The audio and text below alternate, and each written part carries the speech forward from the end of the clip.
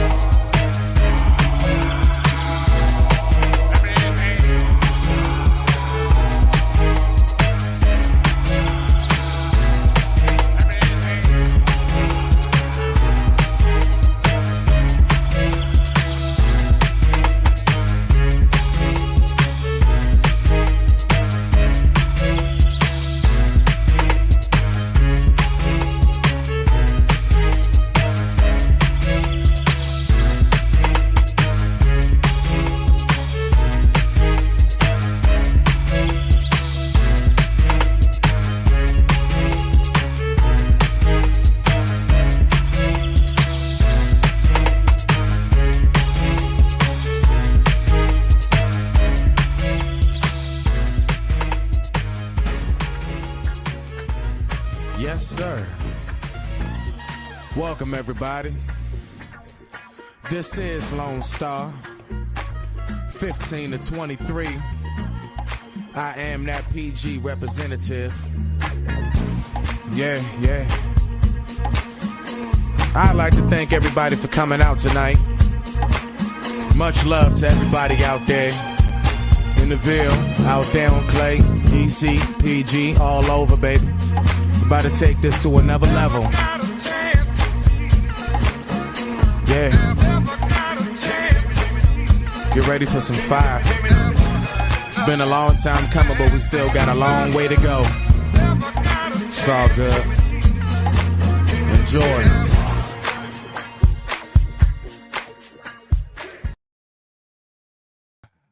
Yeah, we gonna talk about it. Ooh, we got some bullshit to get into today. Yeah, we do. And I don't even know why I'm getting into the BS considering,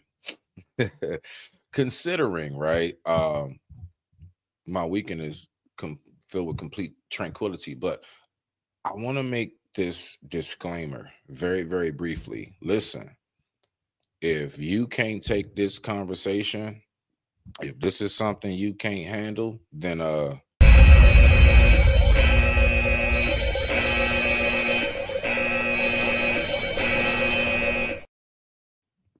because I'm fully aware that there are a lot of times where we might have certain discussions and folks is like, why are we even talking about this? Well, you know something, because I've actually, you know how like you may come across certain stories, you come across, you know, things that you may hear, and what takes place is we wound up saying to ourselves, you know what?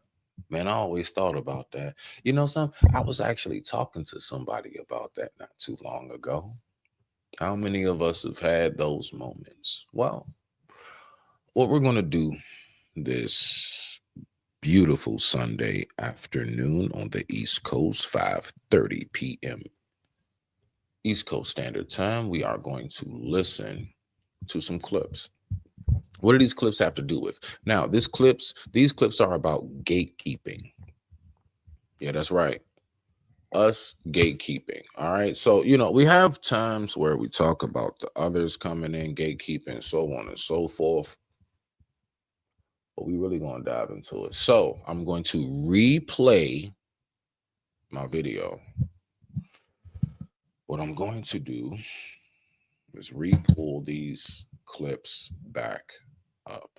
So now let me go on over here and get to my list. Okay. Oh, I definitely forgot to do something. Let me do this right here because I'm expecting a few people. So whenever you guys show up, that's for you. Don't you worry, I got it till then. Let's go ahead and rock out with it. We're gonna do this. So now, let's go ahead and talk about this right here. Let's talk about this right here. Okay, now. All right, so which one should I go? All right, so look, what we're speaking about today primarily is this right now. What this video entails is the correlation with what I'm about to talk about. We're going to be talking about the price of wisdom, the price of information, right? Now, I'm a firm believer in I would rather teach you how to fish as opposed to keep giving it to you every day when you knock on my door, right? I rather just like me and you, we go out there a few times and I just show you the ropes and then I step off, right? Once you tell me you got it and I know you got it, because once you say it to me, what I'm going to do is I'm going to just be like, I bet. I'm going to kick back. I'm going to go ahead, spark up, and I'm going to just watch you do your thing. I'm going to see how you cast and reel. I'm going to see how you set up your lures. I'm going to see if you learn. I'm going to see if you change positions when you realize that spot is dead. All these little factors in teaching you how to fish so you can bring food on the table back to the family, right? Now, the thing we're going to talk about is, boy, should those things be paid for? Oh, man. Boy. You know, like if I teach you how to fish and you finally say to me, you know what? Hey, Smitty, I got it. Bet. And then if I turn right around and I hold my hand out and I'm like, okay, that'll be $250. That's right. I need $250. You can cash at me, you can whatever. You know what I'm saying? I prefer bills. I'm particularly fond of 50s and 20s. I don't know why. It's just something about 50s and 20s that just kind of get my heart pumping a little faster. But yeah, we're gonna go ahead and do this though, right? So what does this video entail right here? So we're gonna look at this, right? Now I want us to pay very close attention to the connection in which we're making with the sequences in which I have aligned, right? So this is the first video. Listen to what's being spoken about. Let's go. Out how to price your online course or e-learning program. Two things you need to consider when pricing your online course. The first thing is, are you creating a course for a business or an individual? Is it a business? And on a low ski, I don't know, somebody just might learn something listening to this guy. You might actually be like, you know what? I'm glad I heard that. I don't know. Buying your course for a bunch of their employees? Or are you selling directly to an individual? Maybe you're selling a personal finance course or a health and fitness course or a leadership course, but on the individual level. If you're selling to businesses, price it higher, look at bulk pricing, they have more budget. You want to limit. Pay close attention. Everything has to do with the financial aspect of when you're teaching people things. Let's go. How much access they have to it. If you're an individual, they're going to only buy one license. You can have lower prices, give them lifetime access. So maybe it's a lower price, or maybe it's the same price, but they have lifetime access, so it's more valuable. And you need to keep in mind, what kind of free content are you going to be giving your learners and your decision makers, either businesses or individuals, before they even purchase your course? Okay. All right. Okay. Hold on. Where am I? Okay, there we go. All right. So we're going to get right into it. You know I'm waiting on you. Stop playing. Stop playing. Okay. Yeah, you just keep on listening. You know I need to hear what you got to say. I see you. So look, right? Let's go ahead. Look, this is what we're going to do. Now I'm about to switch it up. So we're going to get to this next clip, right? Y'all going to see how everything falls into play. So hold on. 1 second. There we go. All right. So the next video is this. Again, people were talking about gatekeeping. Ooh, boy. All right. So let's go to this next clip. I have shorts, right? I have shorts that I'm pulling up. So this next short is before I get to the main one I want to talk about. No, not the main one. Let's say the semi championship fight of the evening. Okay. Now, once again, I want people to remember, okay, if you are sensitive to hearing certain content, if you are somebody whose brain does not travel but so far, I will give you this disclaimer.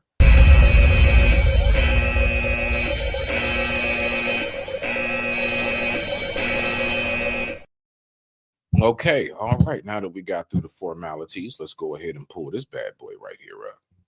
Okay, who's this guy? All right, let's see who this guy is. Let's see what they're talking about. In this conversation, I think one of the things that, one of the reasons why we're very close is because we think the same way about leaving people behind, right? And if you leave, any black people behind, you've left all black people behind, in my opinion, right? And I think we do that all the time because you didn't go to Harvard, because you don't have a JD MBA, right? Because you haven't started a company, because you don't have. Exactly.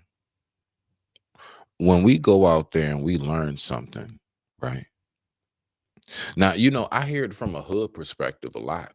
I hear a lot of times from the hood, like, bruh, how you know what I'm saying? You got up there, you making all this money, you doing your thing, you rapping and blah, blah, blah, blah, blah. Put your peoples on. Oh, yeah. That's what we talking about today. We talking about when you finally make it. Is it your obligation? What you learned, is it your moral village obligation and duty to pass that back to your peoples? Now we're going to have all my videos, I got multiple.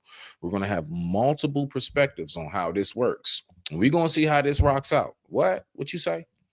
What? Okay. If this was all right, so let me help everybody out. All right, so I want you to read the name first, and then I want you to go back over the comments so no one is surprised. I don't want nobody being surprised. Okay, all right, read the name first. All right, anybody I put on ending up hate, people you put on wound up hating you. Well, look, then if people that you put on wound up hating you, right? So hold on. Can y'all still hear me? Okay. So hold on. Anybody I put on end up hating me, then you know what you need to do, bruh? Let me tell you what you need to do. You need to do this right here, right? So I just want you to keep this mentality right here. All right. So that right there, you keep this up there and you listen to this right here. All right. This for you, Ignorant. Let me be very clear. I'll never give up. Never. I'm in this bitch. Yeah. All right. So Just understand that, bro.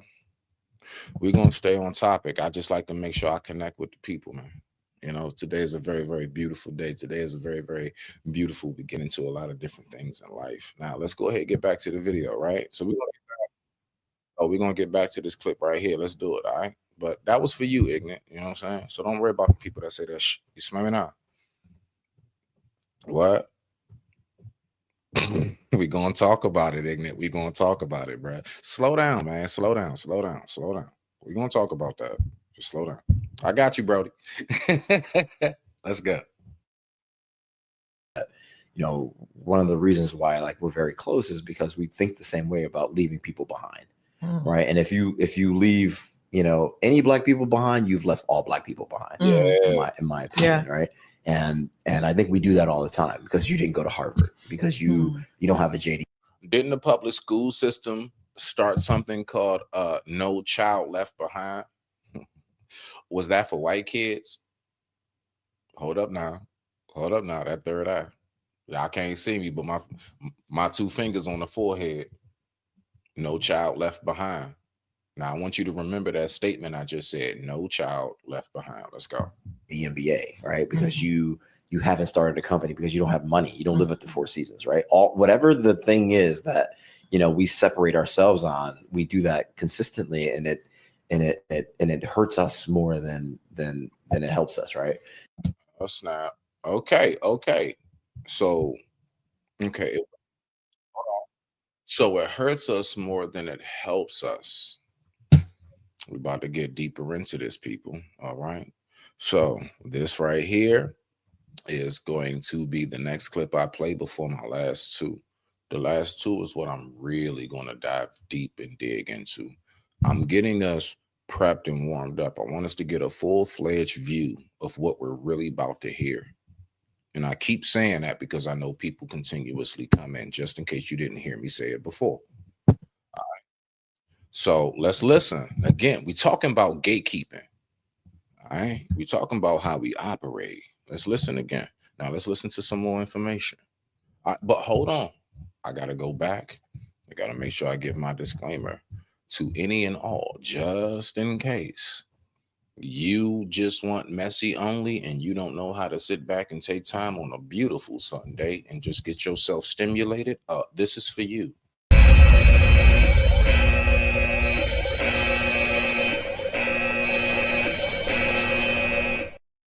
That was just to shake up those who like to be loud. Now let's go ahead back to the tranquility. Let's get it. Watch the benefits they get. They go past black folk at 200 miles an hour to pass them. That's why in all these cities, in Chocolate City, immigrants come in, watch the benefits they get. They go past black folk at 200 miles an hour to pass them. That's why in all these cities, in Chocolate. Now, wait, why am I playing this? Because there are a lot of people who believe that immigrants come over here, and the reason why they're able to surpass us is because when one comes over here, they go back and teach the rest. That's the reason why I'm playing what I'm playing. I promise you, everything is in sequence, and there's a method to this madness. We do peep that, right? When they come over here, what's the first thing you hear all the time? That they say, I want to send money back home. They're trying to get their family. So basically, whatever it is that they learn, and then, you know, I hear a lot of them say, you know, they come over here, what they'll stay about a good 10, 15 years. They'll be your neighbor and everything. And one day you see them moving and you hear, where you going? Back to Africa, back to such and such, wherever they from. India, wherever. They're going back home. They came over here and they wanted to learn something. And you know what they about to do? Go right back home and spread it. So now I hear my people, you know, we will have the complaint that, man, immigrants come over here and they, man, let's talk about it today. The city, they do better right here in Chocolate City. Now they're underneath the immigrants. Shout out to the nation's capital, born in GW Hospital, Northwest, Uptown, DC. Let's go. Because they come in the country, they get a point over black folk for being an immigrant. Blacks are the only non-immigrant. Two, they classified, all of them are classified as whites. The Arabs, Asian, Hispanic. They what? They what? I don't know. They what? You're gonna have to elaborate on that, family. Talk to me, not about me now. Let's go.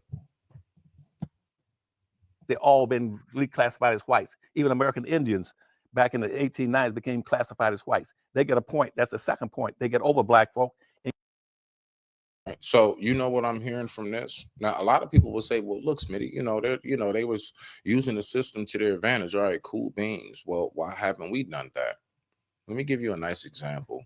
I don't know which section it is, but don't you know how we have something called Section 8? Yeah. So what do we all know Section 8 basically to consist of? Section 8 is basically the format of, on paper, that when the woman leaves the man and they have kids together, that woman can benefit. Boom. Do you guys know that because there is a Section 8, there's like sections, I don't know, 1 through however many? My point is that there are also sections in our governmental literacy that does tell us that when you get married, you can get the same benefits, but like double or triple.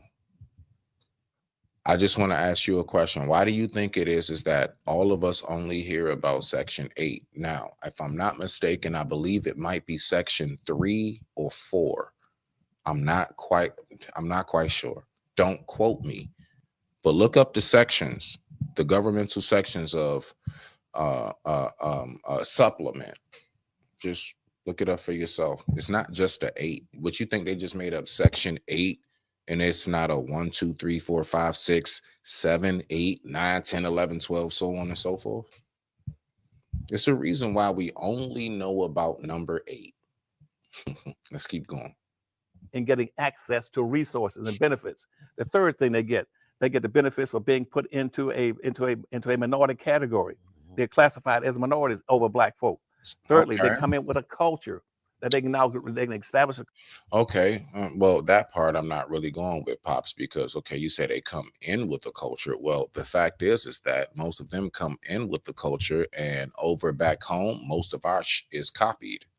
So we're not going to play these games. Now, with that being said, y'all already know what it is. We're going to go ahead. Yeah, I told y'all we're going to get this bad boy started. So let's go ahead and introduce the family. And with that being said, Are you ready for this?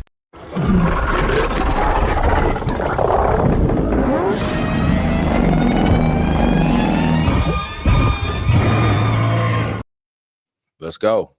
Let's go. What's up, everybody? Hey, You Smith. know, hey, you up, man. What's up, fam? Hey, Relaxing, detoxing. I am. Good. I had put they in there, but I don't know what happened to my phone. But I was gonna say to the they when you said that they teach each other, they come over here and then they teach each other basically the ropes, right? They Right. teach each other the ropes of immigration. Black African Americans, we don't have that's not our plight to learn. Not at all. For instance, and people don't know this, when Black Americans go to Africa, right? There's an underground system just for African Americans over there. It is. And it's not loud, but when you get over there, you quickly learn where it's at. If you see another African American, they'll raise their hand and ask you, where you from? And you tell them what state you from. And then they'll point you to that That's underground support system for African Americans in Africa, specifically for us. Wait, Lola, real quick. So, but hold on, wait. But that's the thing. Over there, we got to teach each other how to move in that environment, and we do that for free. Literally, that you don't pay to be inside of those councils. You don't pay to be in those networks. Just because of who you are, you're in the network. Now, granted, you can, I guess, create businesses and solicit, I guess, within that network. But that's a very much an underground network for us, free to us, in the same way they have theirs here. So this is what I'm saying. Let's put the jar of cookies where everybody can reach it in a sense. It's Okay. like, we our immigration problems is when we travel abroad. Oh, going to Dubai, getting locked up. Gotcha.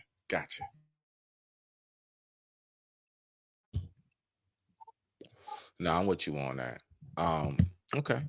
Now, what I want to do is, Lo, I want to finish this video, and then we're gonna get into listen, the one that you're aware about. No, that's the no, that's just the cherry and icing. Now that's a whole cake to this. So we're gonna get to this, then we're gonna get to the real thing that we're gonna talk about, because you know I want to hear what you got to say on this platform. So let's rock out. And with that being said, I digress. My mic is muted. Let's finish up this little bit of short. Culture that they can now build businesses and industries and relate back to their homeland. And lastly, what they can do, they also bring in a religious aspect and business opportunities for their people. Black folk get nothing. Immigrants. Now, again, I ain't gonna lie. I have the reason why, Lola. I'm saying it. I'm saying it. Look. Let me do this right now.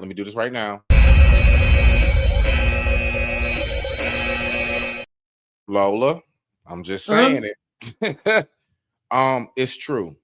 I'm sorry, it is. And I love to stick up for my peoples. I love to go ahead and make sure that I continuously stand on that. We got to be for real with some like, seriously. Low. Well, for what he's talking about, we get nothing. The question is, we get nothing from who? No, that's where I'm going. See, what he's just explained was how others will come over here, and when they get something, listen, we all benefit from whatever system we are placed in, right? Whatever governmental environment you are in, when in Rome, blah, blah, blah.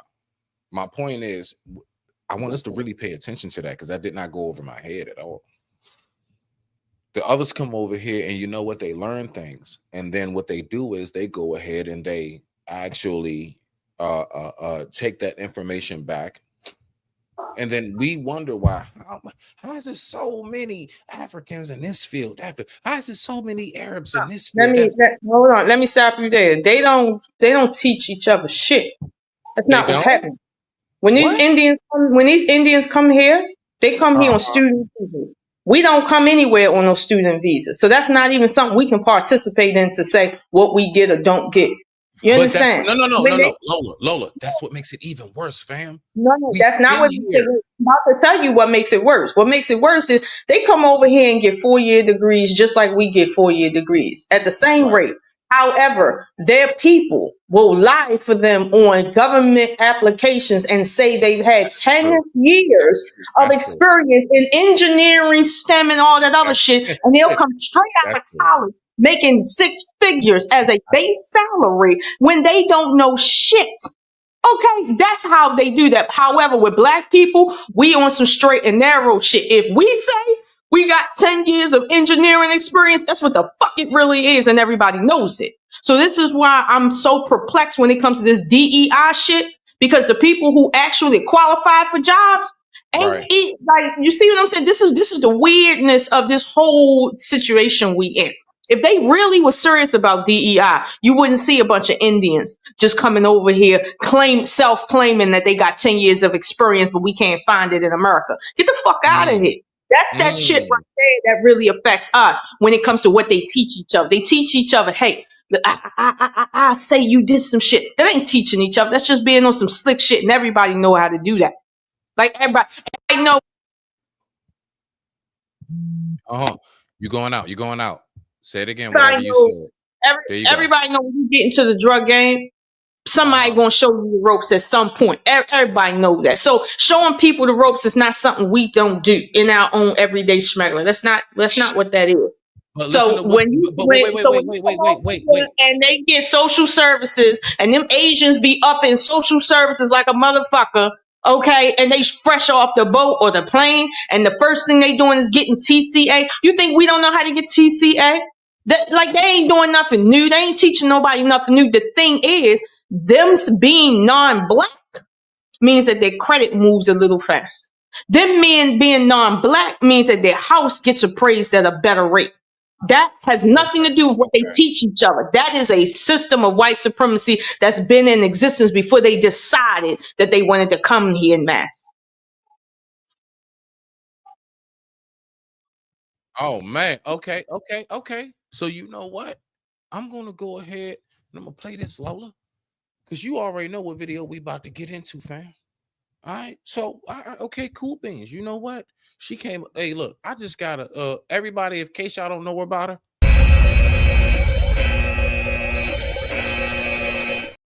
Be careful. She gonna bring that heat. All right, so look, I'm gonna pull this up, family. Listen to what this man's saying, because listen, I'm with you now, but I already told you I'm gonna bring that smoke tonight because it's a lot I agree with, but I don't. I'm gonna stick to my guns. Let's go. And I want you to as well. And that's the thing about the older cowardice people in position. You know, you get somebody with some energy that want to do something different, they want to step to our beef, and they try to pull your coattail and tell you to cool out. I was going to ask you about that. You beat me to the punch. I was going to ask you, what's more difficult, penetrating the white gatekeepers or the old Negro black gatekeepers? You'd be surprised. Right there.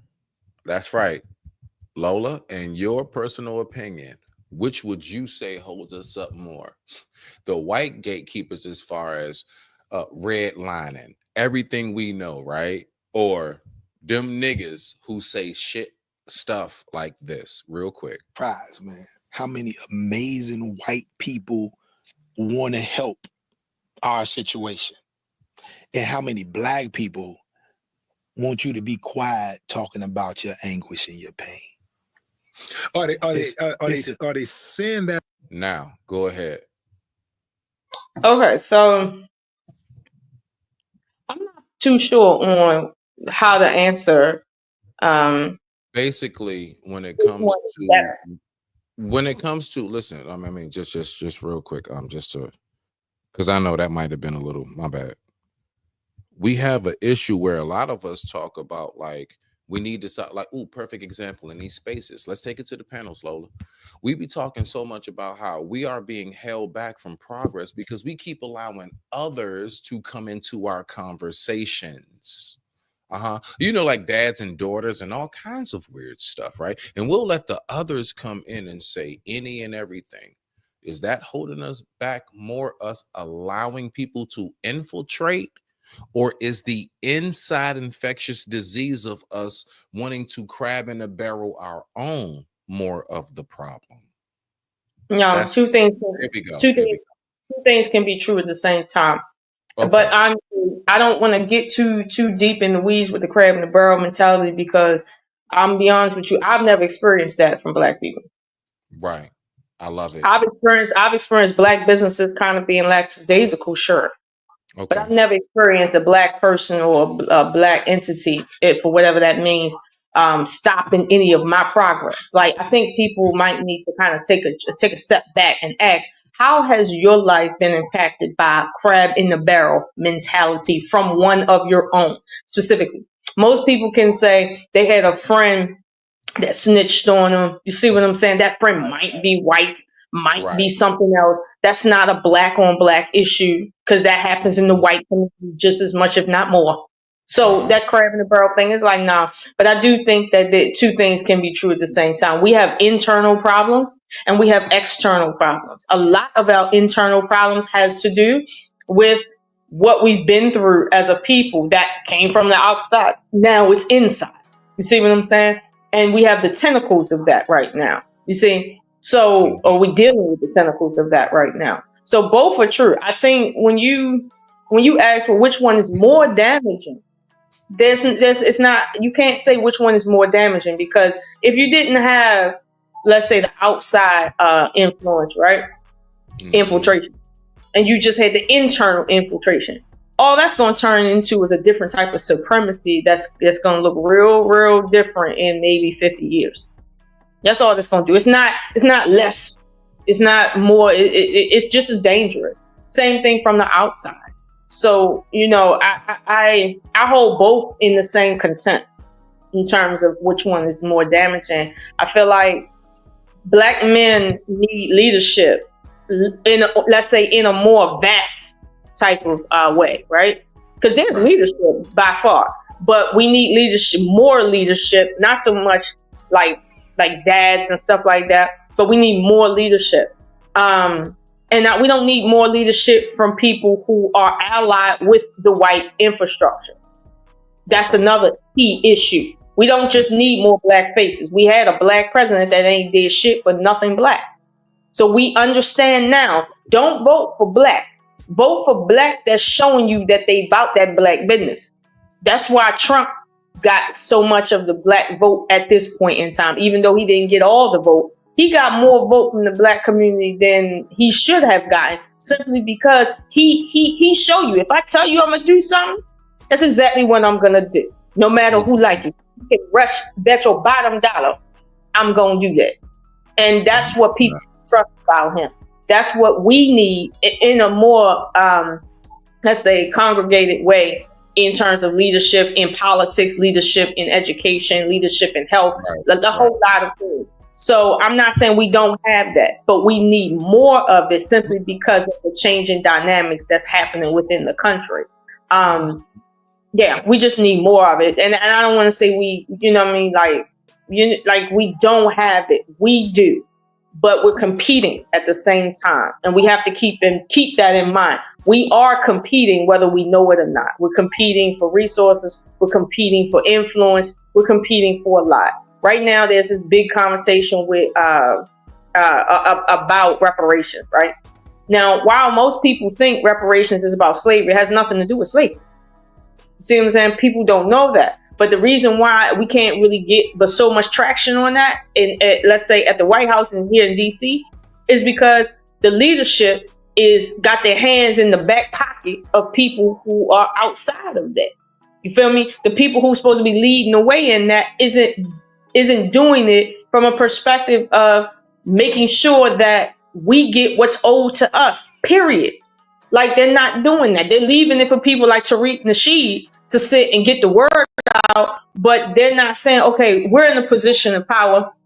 Let us do something. Let us be a chess piece on the board, right? They don't want to do that because they're on some internal individuality shit. You see what I'm saying? And there's a time to be individualistic. Don't get me wrong. But then the time that it's not, listen, this is the problem right here. So again, I put it on both. Outside influence is just as dangerous and detrimental as internal issues, at least in my opinion.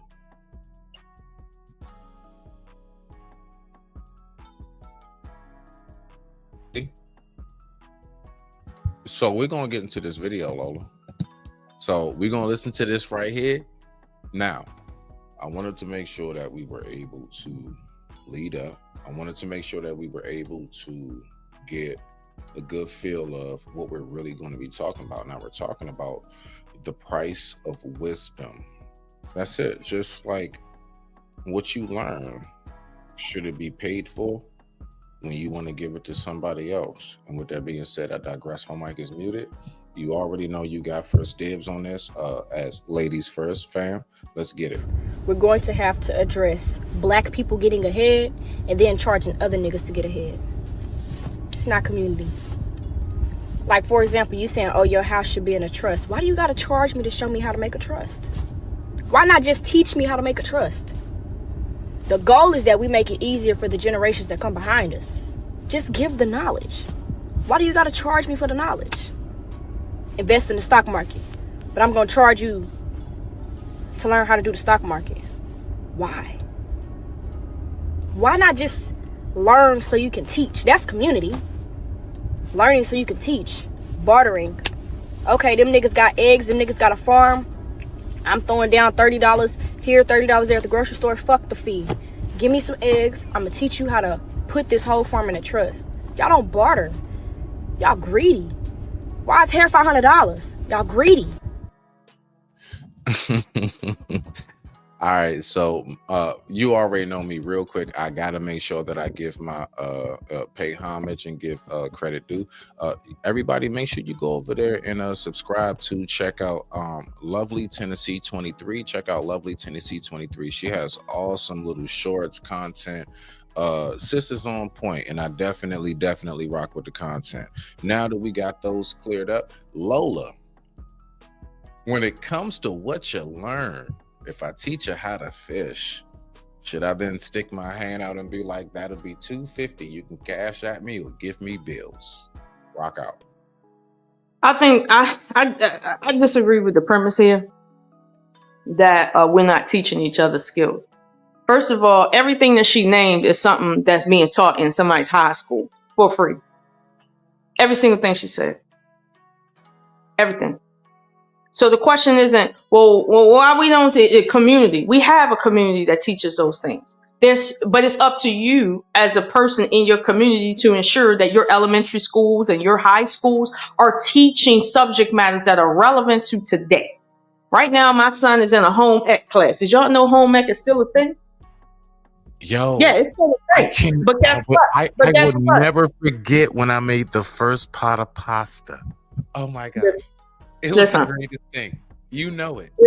Listen, people said they took home ec out of school. No, they didn't. They took it out of certain schools that wasn't paying the proper taxes. When you live in your community and nobody owns the property, you see what I'm saying? And it's just a bunch of people that's renting.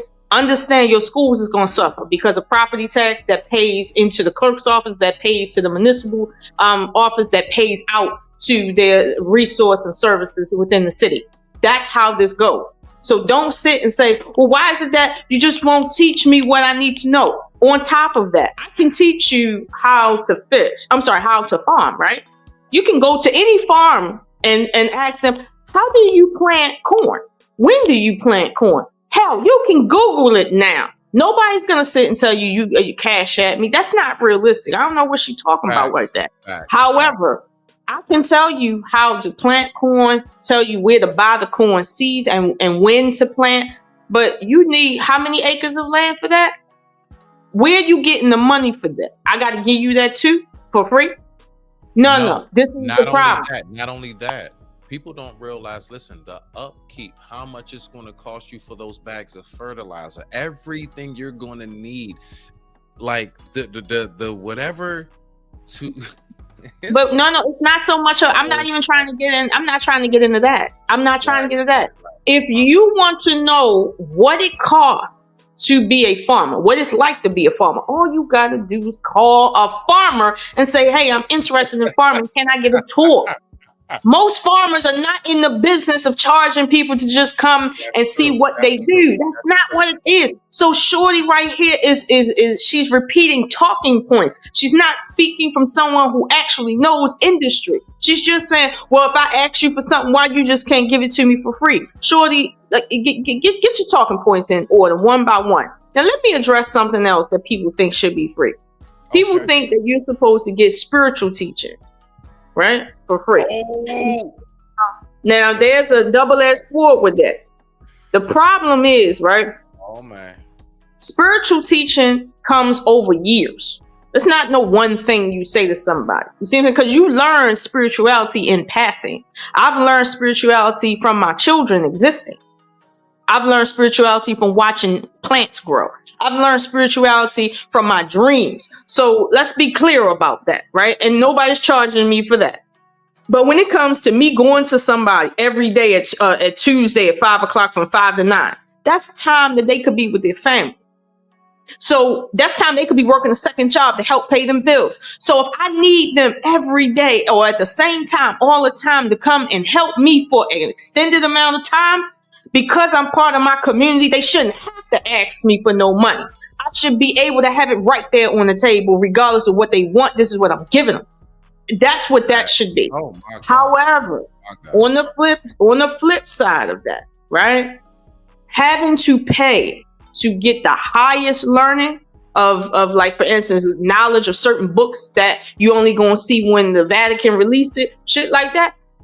That's not for the average everyday person to have access to. If you really are someone that should have access to that, you will put your money where your brain is, okay? And you will go pay for those $200 books. You will go travel to those places and see those ancient writings. You will invest in yourself and pay for that. This is how we keep the dummies and the devil out. Make it hard for them to get in.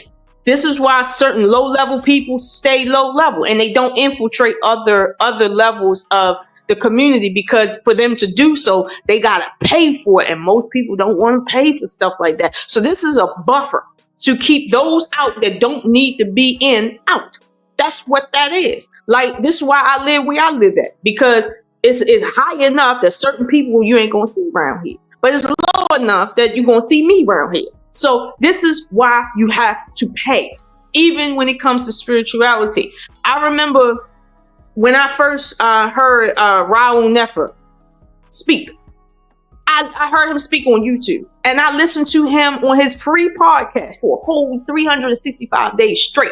Every morning I listened to this man. I learned years of spirituality from him. But at some point when he came to DC, I went to his book signing and I paid for the book that I already had again. I paid for it again because that's what I should be doing for somebody that has given out even the smallest amount of free information. I should return it with something that will help them in the future, period. That's what happens. There's a time to sit and show per people one-on-one. Hey, no, don't do that. Let's do this over here. Da, da, da, da. There's a time for that. But then there's a time to say, if this is a business where everybody coming, hey, let's everybody help everybody. Pitch in. Like, come on now. Ain't nobody caught up on the fact that you got to pay for shit. The only people that want shit free is the people that sitting there that ain't willing to put shit back into the community. I just want everything free. I don't give a fuck less how much shit is. If I want it, I got enough money to pay for it. And what I can't pay for, I can rack for it. So I'm cool on that. And honestly, when it comes to her and people like her, complaining ain't going to change nothing. Not in the slightest. So this ain't one of them circumstances that you can afford to complain about. No, not this one. Why we charging each other to learn shit? Hold on. You telling me the government didn't pay teachers to teach farmers how to farm during the time when the Homestead Act came out and they were giving farmers free money and free land to help them learn how to be farmers to keep the American economy going? Money had to be paid out to somebody. Or else it wouldn't be no reason for a Homestead Act because ain't nobody signing up. That's how it goes. So I'm not saying, the white infrastructure model system is everything we need to have. No, but there are some things that goes without saying. It don't matter what color or structure you're talking about. But again, and I don't mean to sound, sexist or nothing, but a lot of women come to political conversations with their feelings. A lot of women come to realistic circumstances like farming and shit like that with attitudes of what's owed to them. Don't nobody owe it to you to grow your food, package it, and then give it to you, and then give it to you at the price you want it. Don't nobody owe you that. Unless you are active part of that, shut the fuck up. That's what that is. Shut the fuck up. I pay good taxes for my son to go to a good school where he's learning A1 math, where he's learning A1 English, where he's learning home ec, where he's learning all sorts of stuff. You see what I'm saying? I pay good money for that because I care. Now, other people that don't care, they send their kids anywhere that their kids can go for free. They don't care as long as they out their face. That's what you're going to get for that. But for everybody else that's willing to put that work in, this is what we doing. But this is what we call, what is it, adulting? So some of the young girls like this girl talking, they young. You feel me? They young. They need give them 10 years, and then let's come back to the table. All right. Okay. And the one thing that I spoke about before that I've always thought about is teachers. The number one thing that isn't it talked about low, if I'm not mistaken, that teachers are the lowest paid and disgruntled. Right. And so she said it's supposed to be for the future generations. Well, last time I checked, my daughter is still in grade school. So, okay. All right. I hear you. Now, this is the thing, right? When you were saying as far as like, having to pay for things, as far as learning and how we, that should be a factor. There are people who actually believe, Lola, honestly, that the only way for the community to thrive, because what people say, before there was currency, how did humanity keep going? Once upon a time, whatever was learned was passed down and there was no fee. So even though we are in a modern time in society, there are folks that really do believe that, well, the reason why we're even here today is because of what has always worked. And somehow or another, there are a lot of people who believe that we have taken the price of wisdom and we have treated it almost like if you try to make the wheel an octagon now. Rock out. So to your point about, how society has always been, look at it this way. When we were hunter-gatherers, we were just picking food off of the trees for free. We ain't had to do nothing. It just come. It's there, we take it. We don't got to do nothing, right? Just keep breathing and we're good to go. But then we realized if enough people exist doing that, everybody going to starve. So what did we have to do? We had to realize that regardless of our nature says, if you don't give, you will not receive. So we had to learn how to give back to the ground that we are taking from and expect what we put down and take care of it. And then remember that you will need this again. So save some and do it all over again. What you give is what you're going to receive. And that's the way, that's the cycle of life. So to sit and say, well, teach me something for free. Nothing is free. The air you breathe ain't even free. So and I mean the air you breathing wait. outside is free. I mean, yeah, that's true. Now, listen, Lola. Now, I'm going to say this. Me, you ready? All right, here we go. Hold on 1 second. Here we go.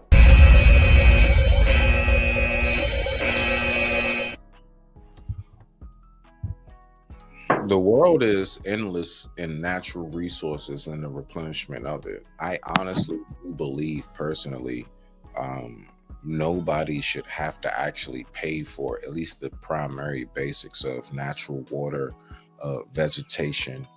You see what I'm saying? Now, when you want to start getting all fancy and adding extra additions, right? The luxuries of life, I would say, yeah. It, it should be a fee, right? Why? Because it keeps us striving to work towards something, right? We don't want to just have everything handed to us, because honestly, I do believe the human mind will become even more docile and weak than what it is even today, with people saying that they strive. You see, so it's like, I do see that factor that comes into play, sis. Whenever we have the addition to being able to work for something that gives us like principle in our life, you see. But what's your take on that? I agree. I agree on the principle. But that principle is something that it's a principle, meaning that it's a part of the fabric of everything. You see what I'm saying? So it doesn't just apply in one instance and not in another. You feel me? So you can't make the argument that what should be free. Nothing is free. There is always an exchange of some sort happening on every level in everything, physical and non-physical. You understand? So, for instance, like with going back to the spiritual piece, you might want to learn Reiki, right? Mm-hmm. But you might not be ready. You might not be ready for Reiki because you got some internal circumstances that's causing your energy that you can't even perceive to be off. And in order to be a Reiki, like a certified Reiki specialist, there's a lot of spiritual cleansing you have to go through, and you might not be there. So there's no one to sit and say, hey, I won't teach you, except for maybe, God, whatever you call it, is there to block you from learning that because it's not for you to know, or maybe right now.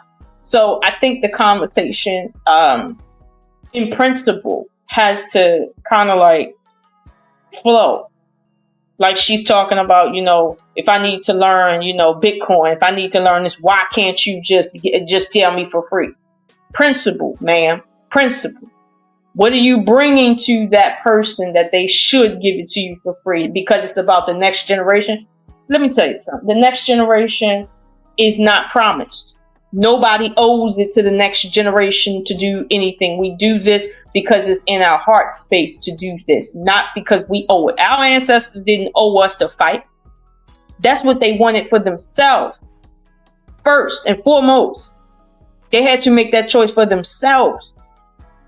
So no, I think we gotta get out of the headspace that, what is owed to us and realize the principle of what you're talking about that everything is a circle, period.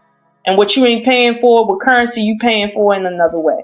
But if you feel like somebody shouldn't charge you currency for something, you have to justify that. And in my case, like I just said, the public school system teaches people everything she's talking about for free. So what she's really saying is, why can't the kids in the ghetto, in the schools that can't afford books, teach them all this cool stuff? I mean, I think that the answer is in the question. You feel me? So that's what I would say about that. Okay, all right. So now that you said that, it's so funny you say that, Lola. You know, you were talking a lot about the spiritual teaching. Oh man. The only thing I have to say to that one right here is this. Oh, and by the way, Lola, everything you just said, I just, just so I don't feel too lost. I just want to make it clear. Wait, you think I didn't think of that? Of course I thought of that. Of course, you know what I mean? So we're gonna get into this right here, right? Just want to make it clear. We ain't, you know what I'm saying? We ain't too far behind. All right, so back. Let's listen to what she got to say, right? And what I find to be so fascinating with this entire discussion is a lot of what you just said. You already know the MO. Let me know when you want me to push pause on this one right here. But hold tight. I just want to make sure that I'm all the way. All right, back. So yes, what we're going to do very, very, very briefly is we're just going to take a quick commercial break. And this quick commercial break is brought to you by Push It. Let's get it. Let's go. After these messages, we'll be right back. Push it, push it, push it, push it, push it, push it, push it, push it, push it, push it, push it. Go get the money, go get the money, go get the money, go get the money, go get the money, go get the money, go get the money, I got it. Push it, push it, push it, push it, push it, push it, push it, push it, push it, push it, push it, push it. All right. So with that being said, I digress. My mic is muted. Let's go ahead and get this right here because we're gonna get to it. Let me know where you want me to pause, fam, because I got a lot to say myself. And wisdom on who God wants you to be. And when I saw this, a couple months ago, there was this one particular young lady that I was actually considering paying into the service for her mentorship. And I thought about it and I said, God, is this even right? Now, I try not to do things too quickly, okay? Without getting God's response on it, okay? I try not to wait for it, be in a rush or be in a hurry to do things. And the scripture says so as well. Do not be anxious about anything. So whatever it is I want to do, I usually wait to hear from God. And this had to have been about 5 months ago. So I've been waiting a long time to get a confirmation on this. But today I was watching a video from, and I'm going to state the name if I can remember, is a young lady. I can't remember her name right now, but her channel is called A Fresh Word. I believe that's what it is. And she was talking about the same thing and how she had her own personal views and how the Holy Spirit was speaking to her about these type of ministries.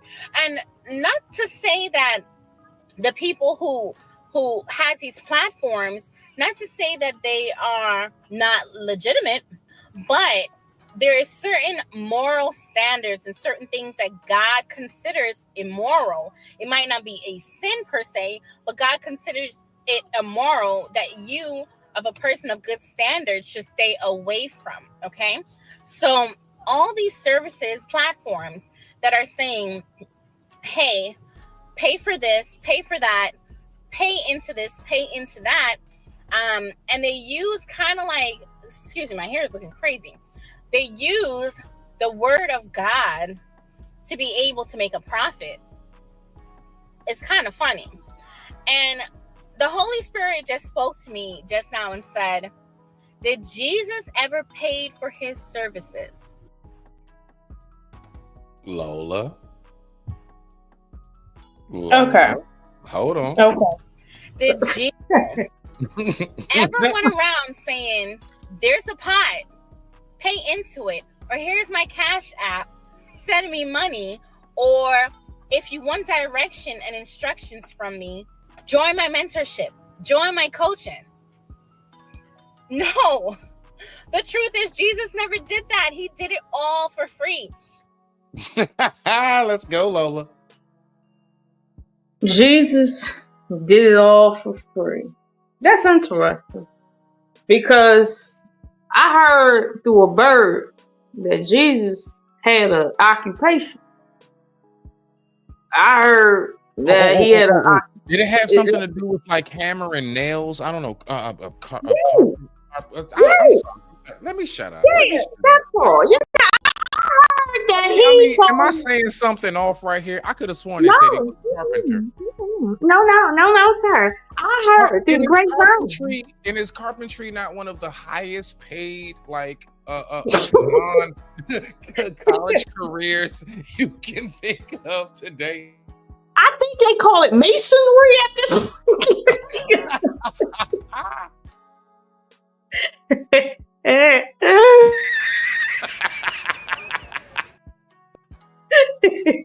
All right, let me try to be serious with these people. Okay. But no, like to a degree, I am being serious. Like the Bible talks about his conversation to masses of people, right?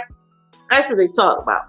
However, they don't talk about how he supported himself. They don't talk about that. Now, if you think every time he got hungry, he made something appear, that's not what that is. You feel me? That's not what that is. Jesus said to one of his disciples, "If you want to follow me, drop everything you sell, everything that you have." See what I'm saying? That was payment for being with him.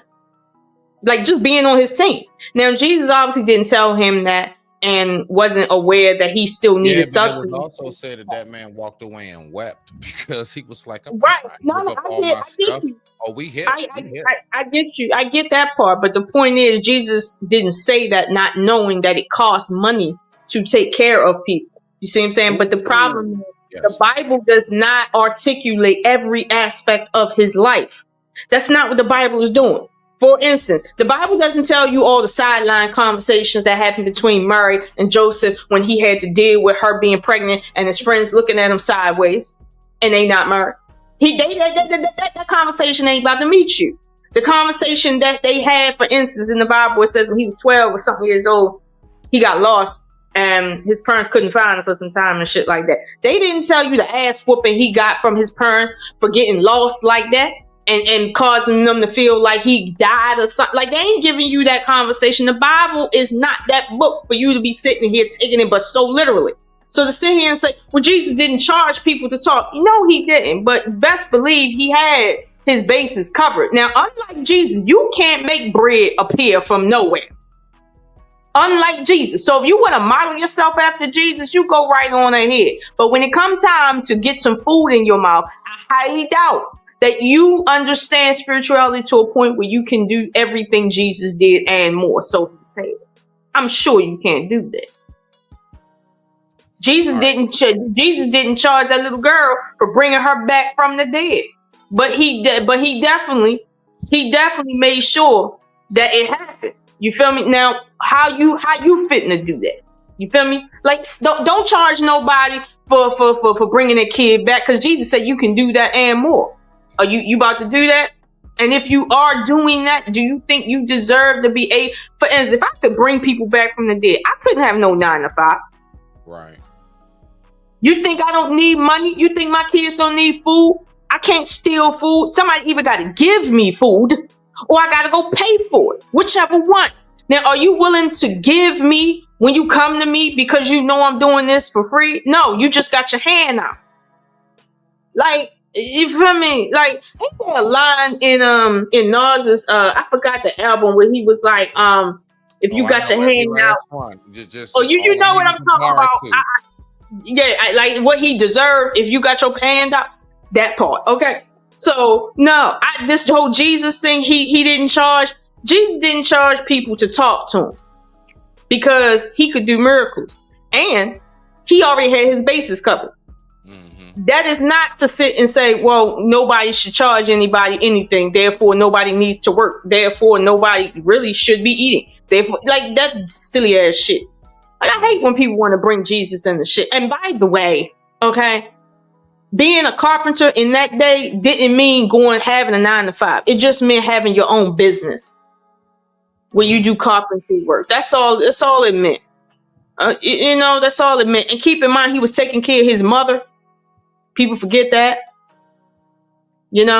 His mom, who wasn't working, an older lady.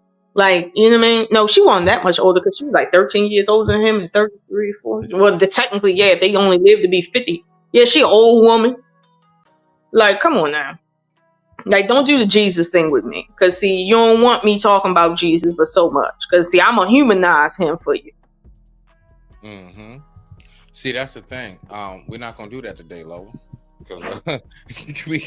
But look, this is the question that I have, though. So the question that I have, because I have a couple questions. So, do you believe possibly, before we get back to the video, that do you believe possibly that when we learn something and we be like, you know what I'm saying, like, I don't even want to talk to you unless you paid to talk to me? Do you believe that because we were bred as specifically Black Americans to be divisive and at one another, or do you honestly believe it's because we just don't have unity? No, and I don't believe that. And the whole idea of, well, we don't have unity, I feel like that's false. And it's a narrative there's a narrative that keeps going around that African Americans aren't unified. Meanwhile, when you go to Africa or Mexico or any country like that, the way they deal with each other is strictly through money. Period. Like, when you go to Africa, everybody's scratching and doing bartering and stealing from each other and getting over on each other and stuff like that. Like, if you really travel, you know what I'm talking about. The way that people get done in Mexico, you listen, they not running here in droves for no damn reason. Okay, so when you talk about unity, like, listen, we the most unified anybody ever been. We are, period. Like, what is it? It was some time ago. I was up. You know where everyone's place is? Up on North Avenue, up in Baltimore. Yes, I do actually. Oh, right. Hey, no, sit that put it in the kitchen. Put it in the kitchen. Go ahead. So I was up there, right? So I'm in line. And is a chick in front of me, and she talking with some people, right? And she got all this stuff in her hand, because she trying to cleanse our house with, with the sage and all that other shit, right? And I'm just sitting there. Right. I ain't in that conversation. I'm just sitting there, and then something came over me, like a wind came over me, and it was like it just kind of came in and up and out. And she was saying how she was saying to the guy who was also in line, I'm trying to cleanse my house of, the spirit that's in it, right? Something just came over me to say blatantly, and I lie to you not.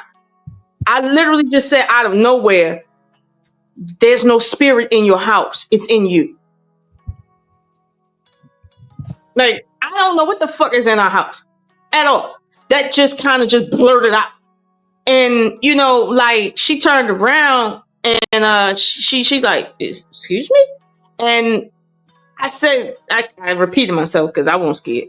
But I said, there's no spirit in your house to cleanse you. You're carrying the spirit from one house to another.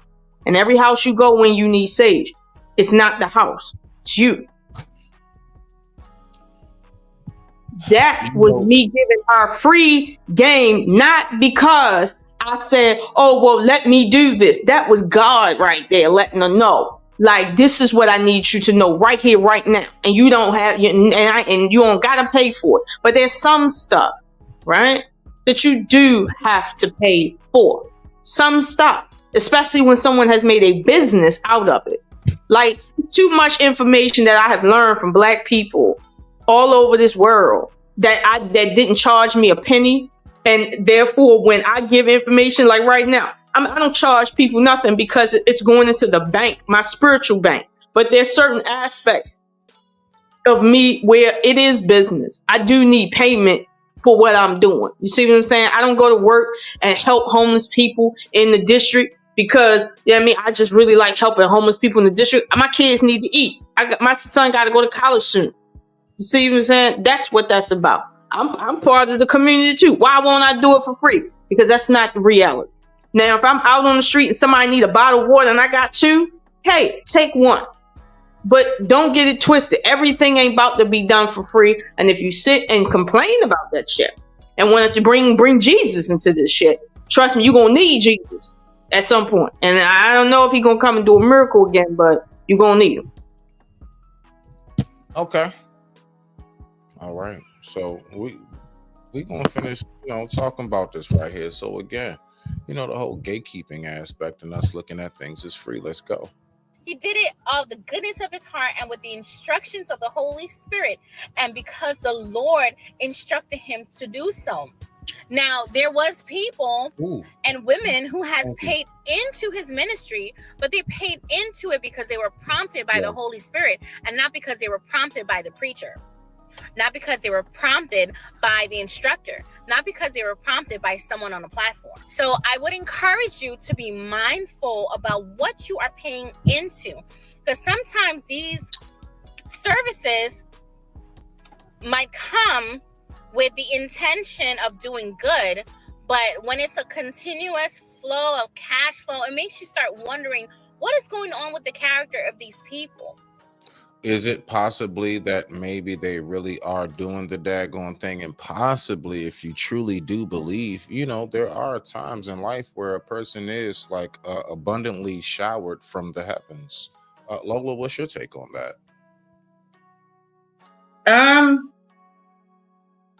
That's a hard one because that requires more introspection that you're not necessarily in a position to judge, because someone can from the outside can look like they're being showered from heaven, but in reality they're being paid up front from hell for what's going to be owed later. They're going to look the same to you from the outside. Wait, you think I didn't think of that? Of course I thought of that. It's dangerous to sit there and make that assertion that they're blessed from heaven. Like, if you believe that God and the devil is one and the same, okay, fine, I'll go with that. But that's a dangerous premise right there. So I wouldn't. We ain't playing with that. We know what it is, and we're gonna stick with that. And we're gonna talk to the people who know what it is. We're not doing that confusion over here. You know that. Respect. Because it's wild, because I'm the same way. It's like, look, when it comes to that, like, nah, I mean, it's like you either pick a side. And you know what? It actually is three sides. Why? Because there are three forms of afterlife. The three forms of afterlife is paradise, the lake, and then you also have a place called limbo. So whether you are of the light, whether you are of the lake, or whether you are indifferent, it's a spot for everybody. So we're not going to confuse or mix up none of this, because you can't have 1 foot in the lake and 1 foot in paradise. It don't work like that over there. You may think you can get away with it over here, but we're not going to play them games. But rock out, Low. I'm with you, fam. No, I agree, but that's what I'm saying. Like, that's the reality, right? But for people to really understand that, you got to really be able to say you have stood in that. You see what I'm saying? So a lot of people, I guess they want to preach, right, to other people. But see, that's another element that we haven't touched on. When you're giving people free information that you shouldn't, because it's not information that they need. Like, I remember one time I wanted to do something, right? When I want to talk about something or make content on something, right? And I got this message very sharply. No, this isn't for you to give to anyone. this information right here is too dangerous to just put online like that. No, the answer was just emphatically no. So I didn't do it. You feel me? This is when we can say, hey, are you truly listening to God when God speaks to you? Because everybody feel like God spoke to him and told him something. I don't believe that. I believe that a lot of people wish they could see that far. That God, because here's the thing, God told Columbus, God told Alexander the Great a few things too. God told Caligula, according to him, a few things too. God told too many people too many things that I can't verify, but I bet you dollars donuts probably ain't true. So don't nobody need to justify themselves to me and say God told them anything. Hey, I'm so gonna leave that alone because I spoke about it before, and I was spoken to as if I was the most nutcase in the world when I simply said, I think you need to be a little careful about when you said I spoke to God last night. I think you need to be careful about that. Why? Because you'd be surprised how the, either enemy of man and or even just your own self-conscious, like, when we say that we tap into these things, that's something that's a lot deeper than what most of us know. And usually if we're engulfed by the everyday typical, I'm talking about myself included, you, Lola, all of us, we got to be real careful when we say that really took place. We really do. And I shit you not, I know exactly what you're talking about on that. Let's keep on going. I got one more video after this, so we can go ahead and rock it out for the evening. I appreciate you pulling up, fam. Let's go ahead and finish this out and get to the next one, because I want to hear your take on this next video. We're going to switch it up in a second. You have to do things in such a way that is pleasing to God and according to his scripture. And we as Christ followers, we as followers of Jesus Christ, we are to be leading in the example of Christ. Okay. I don't know. Okay, cool. No, she okay. So yeah, listen, it's all good. I'm just gonna get to this next video. Go ahead. You can say what you got to say. I'm just gonna say, as far as like leading based, see, she said she used the word Christ as in like Christ like, and then said scripture. Christ often made clear he don't give two fucks about what's in scripture. He telling you. He said you might have heard or read, but I said. So, you know what I mean? I think people need to really like stop trying to legitimize the truth and just let the truth speak for itself. You don't got to overprove the truth. If it's true, it's going to be self-evident. But to sit there and go down that tangent and, we supposed to be doing this based on the scripture, based on what Christ is like. And it's like, ma'am, the scripture Jesus quoted from is the Old Testament. Right now, your ass shouldn't even be talking if you really want to live based on scripture. Okay? You shouldn't be talking at all. Like, it's certain things in scripture that Jesus didn't necessarily speak against that we can pull back into the Old Testament about that would negate a lot of things going on in your life right now. So it's like, let's not do that. If you want to talk about the fact that Jesus was a humanitarian, that is things like that, okay, cool. There's a time and place for that. It really is. But to sit there and act like everybody's supposed to be doing everything for free because Jesus healed somebody without charging them, like, listen to me. No.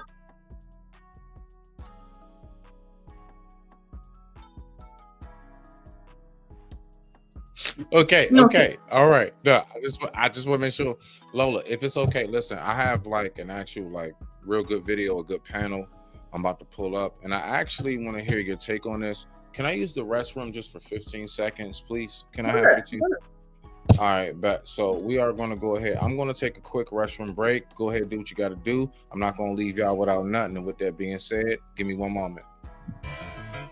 Yeah.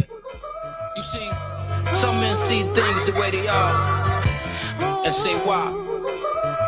I see things that never was and say, why not? Just want to be there, you know? Y'all been lives. I hope she's there.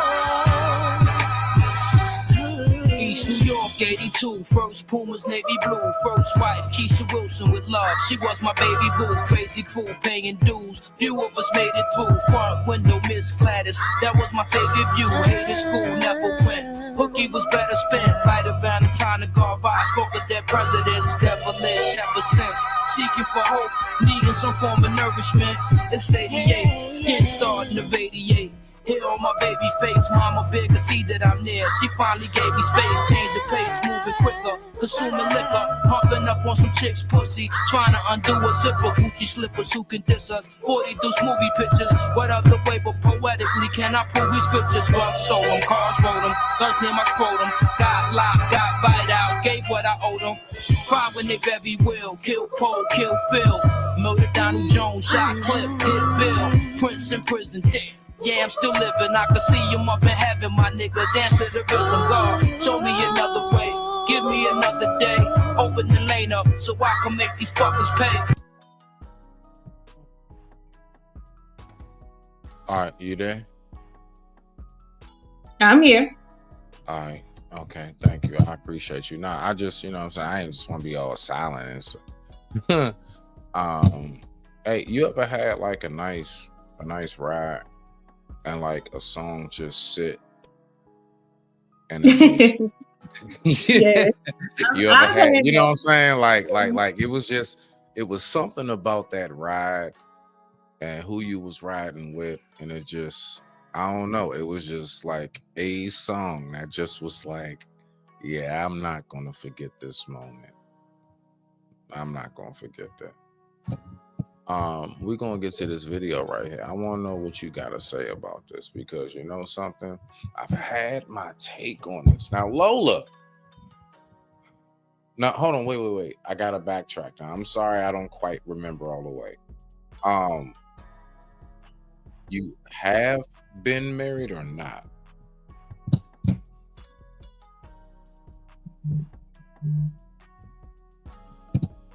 Hello? I'm here.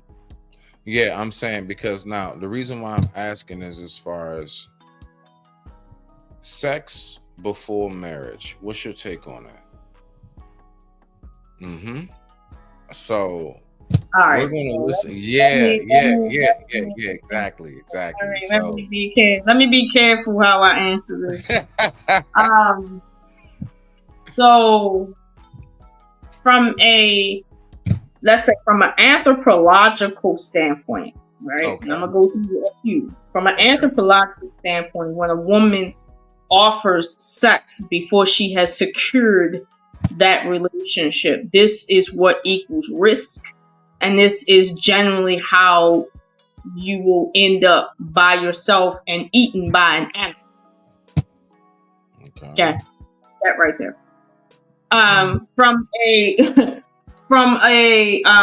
The reason being is because men carrying women and children as like their dependent in a let's say hunter-gatherer circumstance, that it's a liability. So if a man hasn't signed on to, you know, make sure he gonna be there for you and protect you while you pregnant and look out for you and go get the food and bring it to you and all that, if you haven't secured that, then you getting pregnant like is defeating the purpose. Period. Now that's an anthropomorphical standpoint based on our raw environment and raw nature. Right. From a general standpoint, there's nothing wrong with having sex without being married. Like this, from a general standpoint, sex is sex. Human beings have sex. We're just like any other mammal on this planet, right? For what it really is, right? It's nothing wrong with it. You understand? However, because it can lead to children, right? Because other animals have sex for social reasons. We're not the only species that have sex for social reasons.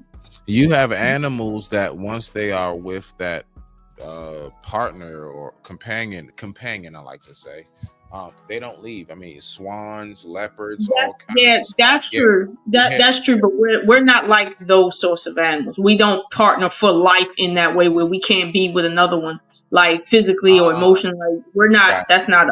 We're a different type. However, because of that, because children can come about, you see what I'm saying? Again, it goes back to the anthropomorphic thing. If you have not secured that relationship, right, you're running a hard risk with other people's lives at risk now. So this is the issue there. Now, that's an issue. I'm not saying it's right or wrong. That's an issue. Period. Yeah, it's an issue you got to figure out. Now, from a religious standpoint, the religion is essentially taking everything I just said and stating that God does not want children to come into the world untaken care of. God does not want families being created that aren't really family.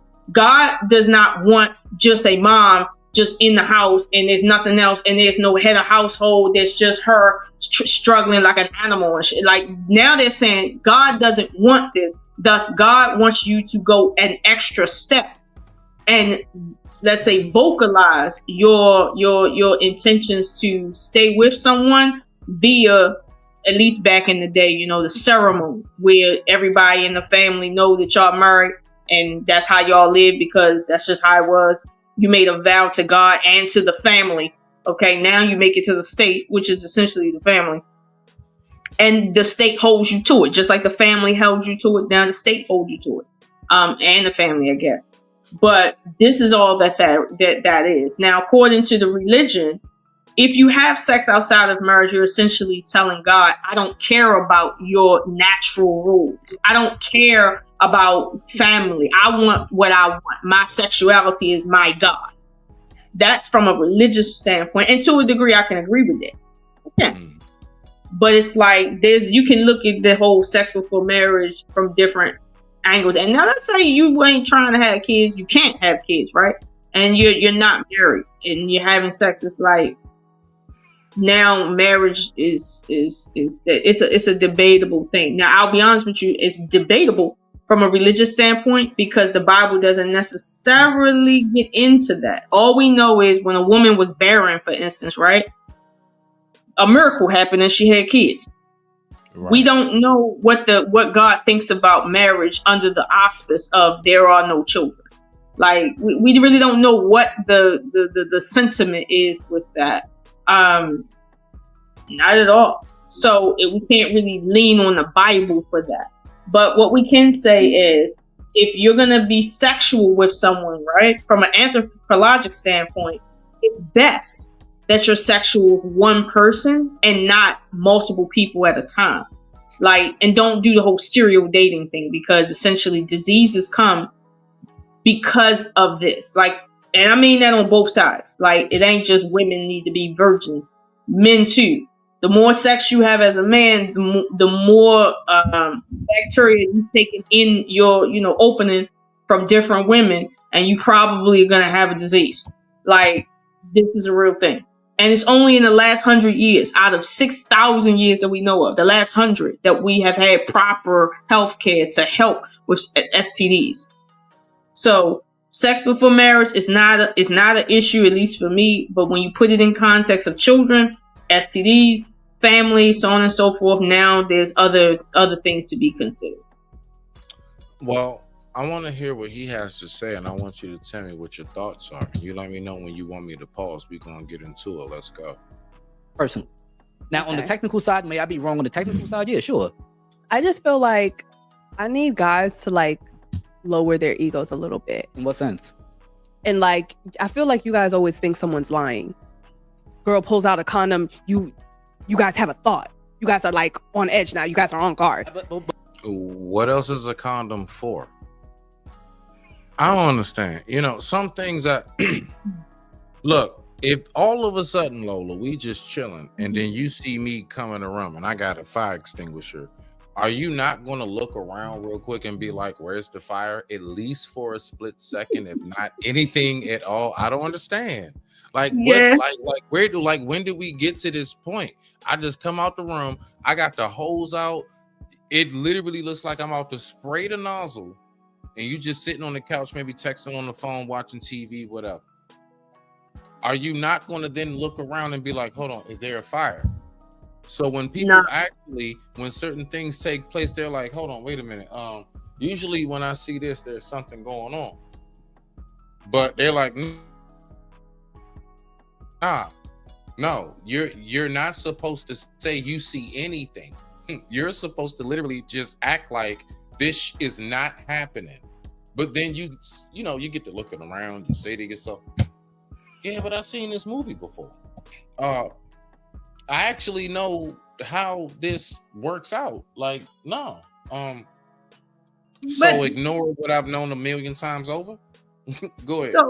So the thing is, right? Married couples use condoms, right? They do.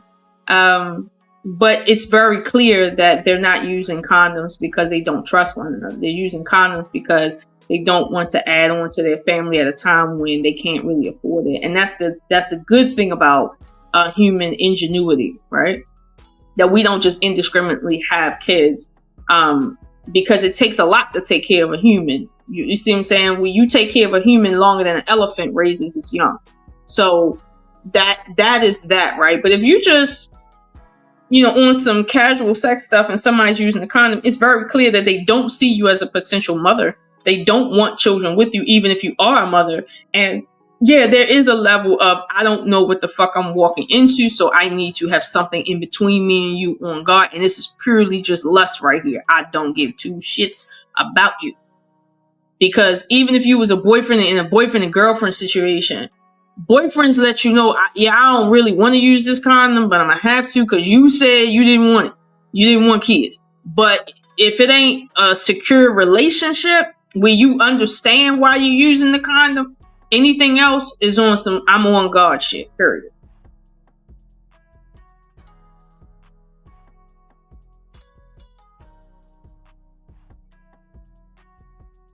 My bad. I was talking on mute. I'm sorry. That's hot. Let's go ahead and get back to this. My bad, Lo. My bad. I am staying focused. Let's do this. Wow. And it's just like, wait, hold on, relax. Ooh, yeah, spice. Yeah. Relax, hold on. Yeah. She was celibate. Yeah. And now she might possibly be having sex with you, so she wants to let you know, I haven't had sex in so and so.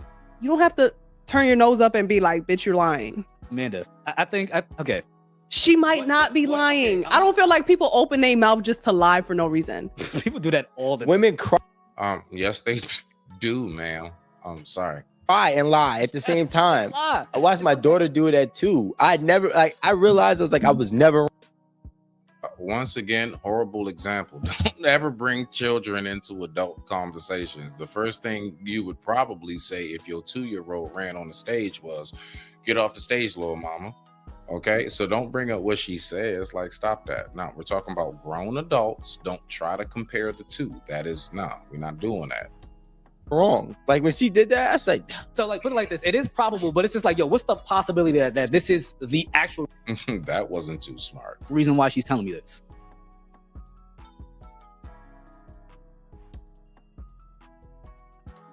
What you got so far, Lola, while I get past this commercial briefly?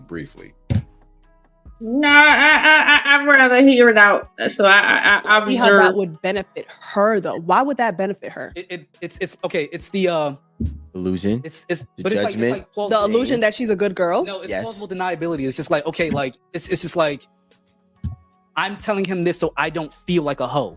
Do you see what I'm saying? So if I say this, Lola, that is a real thing, and we're not gonna listen. Listen, okay, watch this. Here we go. For everybody who can't take it.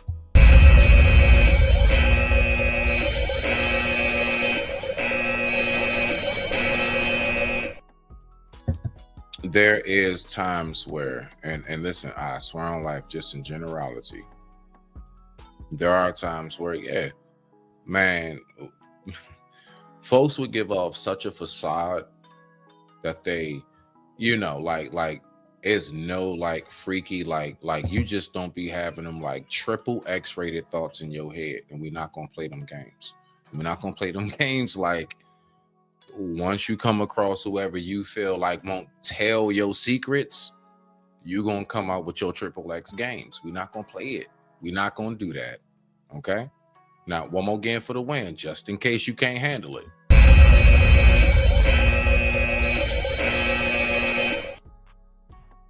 Yes. Once you know that you've put out into the atmosphere that you're such this you know, just this pretty flower that only blossoms and blooms and you're never plucked. Stop it. Because the thing is, what y'all be forgetting is dudes like us who we've been that guy that either was with you or we know circumstances where we're listening like, I was that nigga when you left him. I know exactly. It's like, stop. Like, I know how this goes. Like, we ain't even gonna play these games. I hear you, but I've been that guy in the car while you on the phone with that dude. I've been that dude that was laying up next to you while you sit up here like, let me turn my phone off.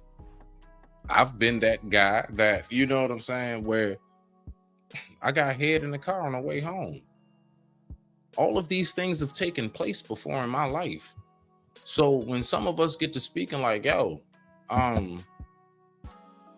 we actually know, you know what I'm saying, that you're going to make a certain face and you're going to say certain things because you don't, you know, like, you know, the image you put out. So you're going to do everything in the world to show face and save face. And I said it just like that. And that's in general statement. Lola, your take. I think it's the virgin whore culture. I think we tell women that there's this prize for being virgins, right? While at the same time, if you get with someone and you're not that whore, you see what I'm saying? There will be no prize for you if you're not that whore, because men don't want to have sex with stiff, cold fish. That's not what they want. They want whores, but they don't want whores that have actually had experience to be whores. Like that's why I'm saying it's called the virgin whore culture, because if you have someone who is, you know, engaged in a, you know, sexual act and they feel the need to let someone know, hey, I'm goody Miss Goody Two Shoes. Like, that's them trying to say, hey, I want this, but I want to retain, you know, my status. You see what I'm saying? Under that too. So mentally figure it out. Like it causes confusion. I literally went through that this entire weekend. Go ahead. Oh Lord. We'll talk about it on the back end. I'll talk to you on the back end. It was crazy. Okay. But that's how I feel about it. Okay. All right. Let's keep going. This technically means that I'm not being a hoe because I did it for this reason. Even though it's just like you're prepping to have sex. It's cool. It's not a problem. I'm saying, which will make everything that she does say, it is technically a lie because it's not the truth. You prep to have sex. I didn't think that you was a hoe at all. But it's just like, if this is what you want to do, then just do it. Now, from all right, I get how he's trying to explain things, but like, he's conflating. Like, a woman that actually wants to be intimate with you is not a hoe. Like, that doesn't, like, no, that doesn't equate always. You do have, like real talk though, like, you know, it's like just as much as us as men, right? So like me, right? Mm-hmm. No time frame, but let's just say, you know, it was a quick little second, boom, and then I'm able to go ahead and have relief. Bow. Okay. When that whole situation occurred, I wasn't sitting up there like, you know, it's been so this long. No. The whole situation primarily is based around, if you see a liking and a fit to that person, and if you have been dealing with that person at least long enough to have some form of insight, then you can, you know, you see? So how do you equate, in a nutshell, you wanting to be intimate with somebody as that person's a hoe? Because guess what? Us as men, we can be considered hoes. So if I decided to do something with somebody that I actually have a very, very deep-rooted connection with at this point, then am I a hoe for doing that? Or am I somebody responding to the opportunity and circumstance that's before me? Lola? Yeah. Okay. So the whole thing, right, is highly contextual. You can be a hoe and be genuinely attracted to someone, but what constitutes a hoe is the fact that attraction isn't just carnal, the physical. It's just not there. It's more to it than that. You actually want to invest in this person. But if you genuinely want to have sex with, Tim today, genuinely want to have sex with John Friday, and genuinely want to and keep doing that. You see what I'm saying? Like that's different. If you have sex, if you have sex, let's say whenever, once a year, once a month, whatever, but you only doing it because you want someone to pay for something for you, so you're willing to be in a relationship for the purpose of getting, let's say, diapers for your kids or money for something, you a 304 too. Even though you in a whole committed relationship, you're a 304. That's what people do. You selling your box for the long game. That's all that it is. And I've seen people do that. Legit. I've seen females do that. So that's why it's highly contextual. But in today's present day, let's say, like, culture, if a chick is too eager, right, and she has an equal that she doesn't have no filter, right, people are hypersensitive to that right now, because we went so long not really paying attention to these things in our culture, and now it then got way out of hand to the point now everybody's hypersensitive about it. You feel me? Like, a girl having sex with you on the first night as a guy might come off to you like maybe she's fast, but if you know her and you know you and her have a genuine connection, you wouldn't think that. However, now with the way females be moving, you kind of have to pull back on that.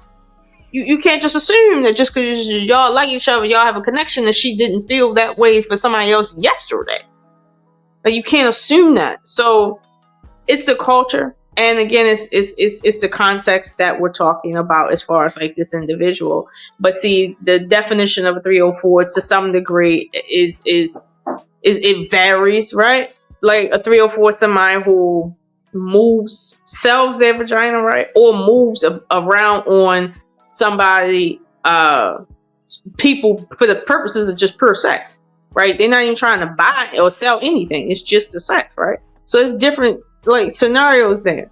That's why I hear what he's saying. I know what he means, but he's not using the correct words to accurately describe it, so that it doesn't get misconstrued with something else. I bet that. Let's keep on listening, because this is a pretty good one. We're gonna get maybe halfway through. We're gonna see what we got. I appreciate you, Lolo. The prep. What you mean prep? Having the condom. Oh, okay. Yeah, I thought that's the example that you had. Oh. No. Okay. My fault. The thing is that we're not gonna sit here and think that women aren't, afraid of judgment. We're not gonna sit here and act like that. So do they open their mouth to lie sometimes? Yes. And it really is to protect themselves against judgment. And sometimes, well, very rare, I would say, that guy is really special to them. And that's why they're going to let them get a G pass. Most times it's who they want to be. And maybe they're just now either showcasing it or they're entering the realm of themselves. I don't know. Because the thing about it is that, I'm the type of guy, I don't try to think how a woman thinks, but I do. Maybe he's speaking from the perspective of what he has experienced, because he does this on a large platform and he speaks to quite a few different varieties of mindsets of women. But I don't know. What's your take, Lo? And I can respond to what you say. I'll go ahead and get feedback to what you say, because I might say something off.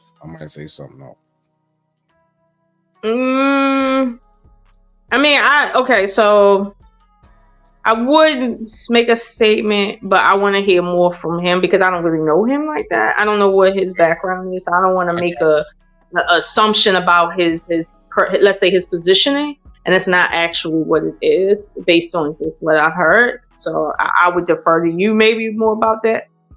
I bet. Nah, let's let it play out a little bit more. Now, I actually really appreciate you saying that, because I say it all the time. Yo, sometimes if we just don't know, it's okay to just say that, and there's nothing wrong with that. Now we're about to smoothly move forward. See how easy it can be, people?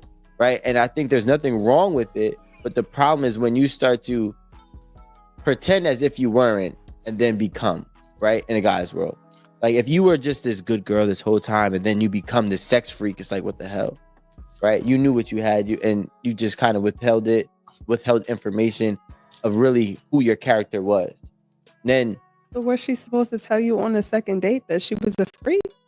I mean, I would prefer a girl be like, listen. All right, so that's a loaded question, because if him even responding to that, I would first off rip be like, we shouldn't be really telling each other too much about personal whatever on no first or second date. Anything that we learn about each other should be throughout the course of over time. If you find out that this person has done this corn vids, whatever it may be, I'm trying. Then I mean something's wrong, because that person just opened up the life of their novel in the middle, right? So if I just met you and you just turn the book open in the middle, right? I know you read, Lola. Can you get the full story if you just get a book off the shelf and then just flip it to like page 88 out of like 277 and think you got the full story? Nah. Exactly. So okay, so let me say this, and I've always had this, and okay, so relationships are like formulas. Most relationships go through the same formula, right? You meet, you have certain light conversations, then conversations get a little deeper and a little deeper and a little deeper. If you go too deep too soon, you will ruin that relationship. If you don't go deep enough at the appointed time, you will ruin that relationship. So on the first date, there should be no conversation about your sexual talents, because that lets everybody know in the room what time it is and what time it ain't. Like, for real. If you want to talk about 304 culture, that's an indication right there. But to his point of, let's say on the second date, right? Let's talk about, well, are you a freak? That's not shit. There's more important things for you to talk about on the date than if they a freak or not. Because if you got the rest of your life with this person, you better take your time, because I bet you dollars and donuts you asking her is she a freak, but you really don't understand what her upbringing has been. Like, before you ask her is she a freak, what you might want to know is, have you ever been sexually assaulted? Before you learn how she figured out her sexual identity, you might want to know. You're going into my realm, right? Now you're going into what it is I talk about. Sit. No, thank you. Yeah, but oh my god. Yeah. No. Hey, give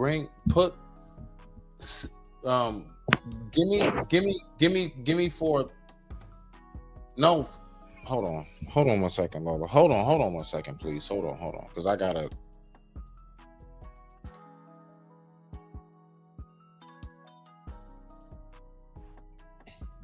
You're not making no mistakes around here. So,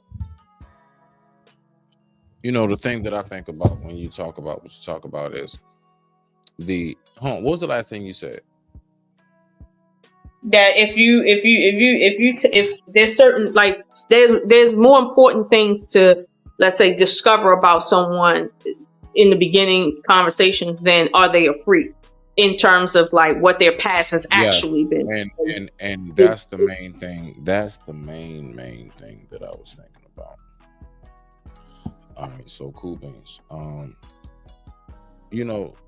I've sat back and I've said to myself many times, when we so quick to like try to like, what, this person this person that, blah blah blah. One thing I notice in these spaces that really never happens, and the question that's never asked is, how did you get here? What happened? Mm-hmm. You see, and I love the fact that you said that. As a matter of fact, it's so crazy, right? It's so crazy you say that. So like this short right here, shout out to the brother, man. Shout out to the brother. So like this right here, this is a perfect example of like when I actually realized the same thing that you speak of, right? Hold on, here it come right here. Hold on, because I just want to pull this up real quick. We just hold on. All right, there we go. Boom. Yeah, I found it. Don't worry, I got y'all. All right, boom. So let's go ahead and where's okay. Yeah, my man's. All right, so I don't know why this ain't. Hold on. There it is, right there. I was. But when you said what you just said, like trying to figure out, right? I've been said this, and shout out to the homie, man. Shout out to the homie. Y'all make sure y'all go subscribe. Let's go ahead and get to it. I like this short. High value man. A man that value himself. You know what I'm saying? Because at the end of the day, your income can't be what make you a high value man. Now it can make you. Hold on. That's not the one actually. No, hold on. Cause hold on, boom. There we go. Hold on. I like this. All right, so here we go. Hold on, boom. All right, there we go. All right, hold on. All right, bow. There it is. I found it. All right, there we go. Hold on.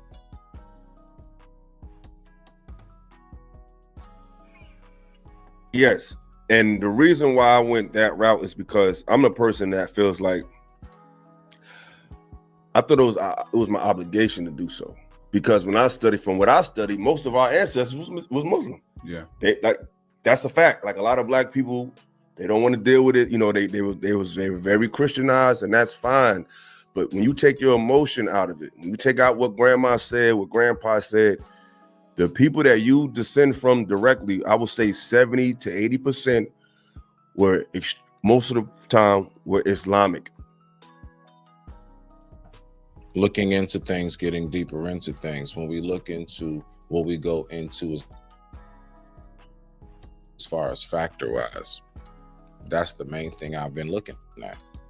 How possibly do we see what it is that we got before us if we don't take time to go ahead and learn what's before us? Do you see what I'm saying? Won't be seeing that. Now, I want to get back to this video, right? Now, this is the thing that I really don't understand, Lola. Now, when it comes to the whole, like, I guess you can say sex aspect. Now, what is it about, do you believe, that in the first place is the true principle, like you as a woman, when you hear the word chastity, what does that mean to you? If somebody uses the term chastity, that tells me that one, it tells me what their study background is, because that word comes from a certain culture. You feel me? If you're using the word chastity, it tells me that you probably are most likely extra religious. You know, and if you're telling me that you are chaste and you've been practicing your chastity, I just want to know, are you a virgin, or did something happen to you in which you had to pull back on so much sex? Which one? Ooh, that is actually a really good question. That's actually a wait. I want you to say that again, please. Ask that question again, because I actually want to attempt to respond. I love a good puzzle. So if somebody uses the term chastity with me in any context, my next response is, are you chaste because you are a virgin, or are you practicing chastity because something happened to you sexually and you're trying to, in a sense, reset?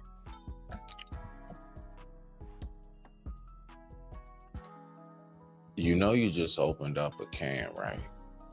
Mm-hmm. Right. That was what we call, and I was telling Vic this stuff like, actually this morning, this is what I call baiting you. Because you use that word very, let's say, not you, but the person who says I'm chaste, I'm practicing chastity, they say that proudly, right? But you can't answer that question I just asked you proudly. Because if you a virgin at this age, in this culture, you're going to have to stand on that. Meaning, a lot of things go into that, right? Like, why you talking about sex if you're a virgin like this? Like, help me understand. And if you haven't, and if you're not a virgin, but you want to claim that you chase, or you chase because you realize how much sex you was having, and then now you want to sit and be on some pseudo virgin shit because you realize how much. Wait, Lola. Oh my goodness gracious. So Lola, I don't know, just possibly. Are you speaking? No, what? Sure, this one. Hey, hold on. All right. So I had some sense. Are you talking about this right here? This type of pseudo? Friday, I want to tell you a story of transformation and redemption. If you look back at the last few years, model Blac Chyna was starring in tabloids, on OnlyFans, and stuck in some major public feuds. But now she's deactivated her OnlyFans account. She got baptized, and she's even started going by her birth name, Angela Renee White. This week, she announced her latest achievement, getting her doctorate from a Bible college. Joining me now is Angela White. Angela, thank you so much for being here. Happy Easter, or Holy Week, anyway. I'm only going to let it play up like another 60 seconds and we're going to get to it. What was the deciding factor for you to make this change? I mean, you were making great money, you achieved fame. Why did you give that life up? I had to. Honestly, the life that I was living, it was fast paced, money coming in, money going out, and I just honestly kept running into like all these problems and these issues and this and that and lawsuits. And I was like, you know what? Like, I need to change. Like, I have to change my life. I can't be living like this. I have 2 beautiful babies. I have businesses. And I had to really just get back to myself. I kind of lost myself, honestly. 30 seconds. Was there one moment that you said, I got to change this now? Was there one deciding moment? It was, the deciding moment was on my birthday. So I got baptized on my birthday. And then from there, Oh, shit. I just want to let y'all know what's going on right now is a pot is boiling. Anyway, let's get back to it. Started putting in the work, People have to also realize once you get baptized, you have to be willing to also change everything about you so you can start moving into the light. Yeah, and Angela. All right. So with that being said, Lola.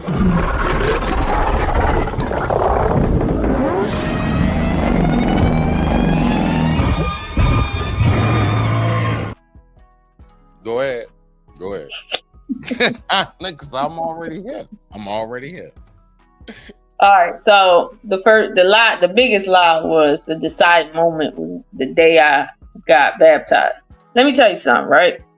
And this is just some free information. It's free. You don't even gotta pay for it. When you trip, right, and fall on your face, do you look at the ground under your face? Or do you look back at your foot or slightly behind your foot? Which one do you look at, Smitty?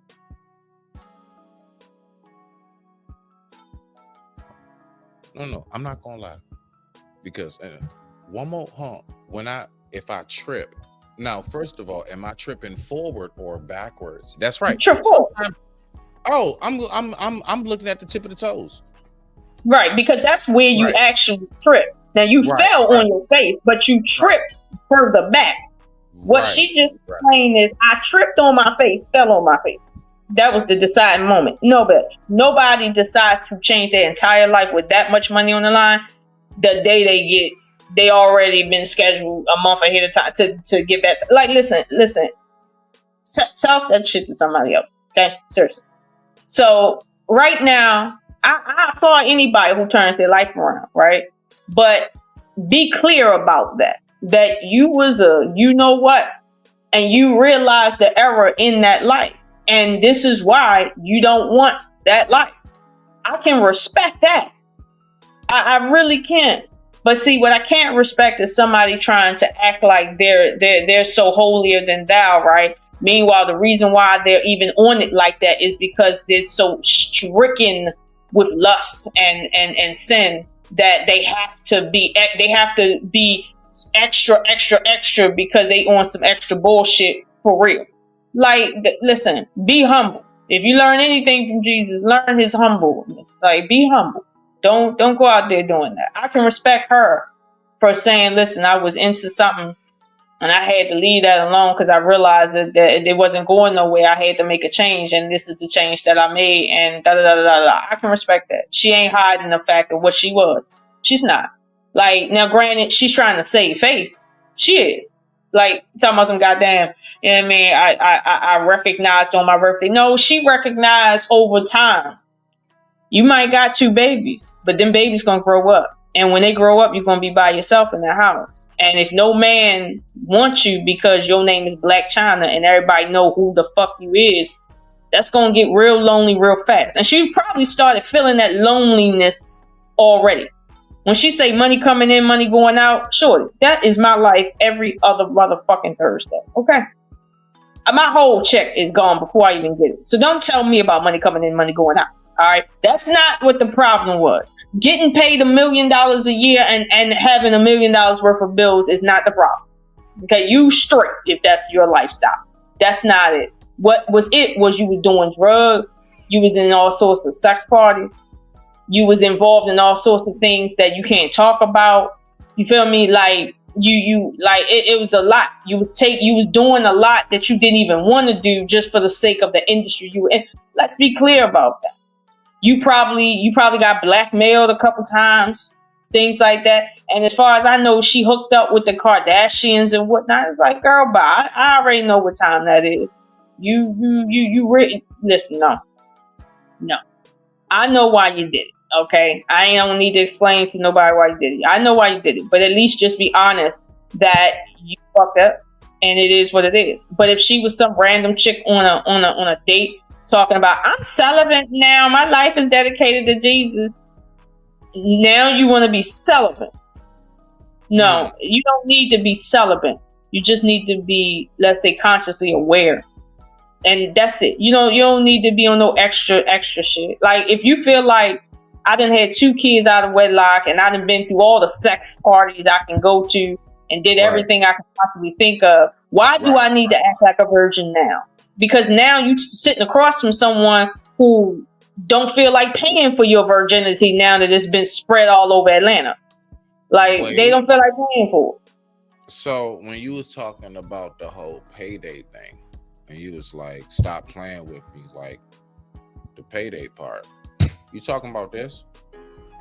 $25 an hour. You're gonna work 4 hours to make one of these. You make $20 an hour. You're gonna work 4 hours to make one of these, and then as soon as you get it, you're gonna hand it over to somebody else.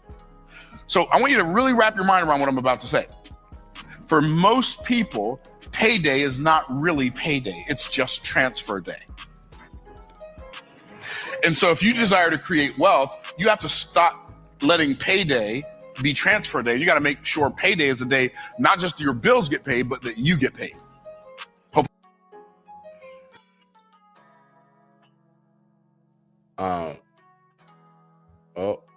There we go. Mm-hmm. Yeah. No, I agree with it. I definitely agree with it. But see, I'll say this: at the level where I'm at right now, I'm saving more than I'm paying more in taxes than what most people getting paid, and I'm saving. However, my bills match the lifestyle. So, I don't get wrong, I'm frugal, but my bills match my lifestyle. So you know what I mean. So, but to the point of what she talking about, like money coming in, money going out, that level of stress, it's regular people have that stress. That's not the reason we turned our life around. You know something, Lola? Briefly. When you use that word frugal, I was raised on that. And, it's been many times in my life, I will say it like, nah, I'm just frugal. And it's not understood when it comes to women that I've dealt with in my life. I'm dead ass on that. Right. And so it's like, nah, you just cheap. No. Like, everything that I have planned and everything that I have, I'm looking forward to when it comes to the vision of you know, me and that person, whoever it may be, or I'm talking about my life personally. I'm talking about before I even met a person, anything, right? Like, I really want you to follow me. And so when you say frugal, and I'm talking about just us as people, period, I noticed that like we're so used to like things being so instant, so like, nah, this is just done then and there. A lot of people don't realize like it's folks that like, you know, the reason why a person is being frugal is simply because there's a plan and a vision that they got like 3-5 years from now. You know, anybody that I've ever known that truly is like doing it and they are there and they're still there and they've been there is because long before they were ever there, they were able to envision it and they put themselves in that mental position. And so everything that they were doing to plan for whatever it is that they were planning for, man, it was such a long, I mean, not long, but what our society, like if I say, look, I'm telling you right now, in 3 years, like, do you think on average, here we go, back, there we go. Now we about to open it up, Lola. Here we go. Now I'm about to pass you the floor. All right. Vic says to you, Lo, I got I got a plan for us. And look, now mind you, let's just say it is absolutely guaranteed. Like it like in that time frame, that will be the case. Let's just like that's the scenario I'm setting up. So we're not gonna go outside that parameter. How often do you think that nowadays us as men can tell women, I have a long-term plan, and that woman is willing to wait throughout the duration of the process of that plan? Even I'm talking about, mind you, 3 years. Oh, you think it's not going to be times where he's going to be like, man, I think I just lost everything. It's going to be a lot that's going to happen. All right. And I got a video I'm going to pull up so we can context on that. But I want you to respond to that first. Go ahead, Lo. Oh man, I don't think it's enough to just say to anybody, I have a plan and you must just trust and that's it. That's not enough. That's not how humans operate. And to ask a human being to bend their mind to that degree, you're asking them to go against a God-given nature. At the end of the day, some women are going to give some men the world and they're going to wait till doomsday. And those men are going to fail them, leave them with children, and their life is going to be wasted. Some women are going to sacrifice that out of love and realize, you bet on the wrong horse, but your life is gone now. Oh well. Some women are going to do just the opposite. Find the best stallion horse and not bet on it because they can't really see the forest from the tree. And then you're going to have some people in between that's going to be hitting and missing. Here's the point. When you tell somebody you got a plan and you want their support, you got to be able to articulate what your vision is and how you see yourself getting there. You don't have to give people the intricate details, especially as a man in a relationship, because you don't know what's going to happen in 5 years, 2 years, next tomorrow. You don't. Right. But you definitely got to sit and when you go to the bank and you tell them you need a loan, you're going to show them how that loan going to work. You're going to help them understand and see with clear vision where that money going, where it's not going, and how it's going to come back, and they're going to get a return on their investment. That's what you're going to do before they give you a penny. So when it comes to a human being, they need the same level of mental investment when you say, hey, I got a plan. If you're talking to a woman and say, I got a plan for us, you should be able to say what your plan is. It's not for her to sit and say, well, I don't think that's a good plan, because she should be mature enough to know, even if she got a better plan, she still got to be able to know that you know how to plan as a man, or else she's making a bad investment. I could know which way to go, but if you don't show me you know which way to go, that's the issue. It ain't that I don't know which way to go. I could have the best plan, but if you don't know what the fuck to do, that's the problem, because you're the man. So, at the end of the day, you asking people to just follow you just on the strength, on the muscle. Like, listen, you might look up and find a girl that's willing to go to the ends of the earth with you. But at the end of the day, if you give a shit about her, you will make sure that she understands what that role is going to look like prior to, so that there are no hiccups and no shit that come up that nobody was thinking of and could further fathom. That's what I don't like about that conversation.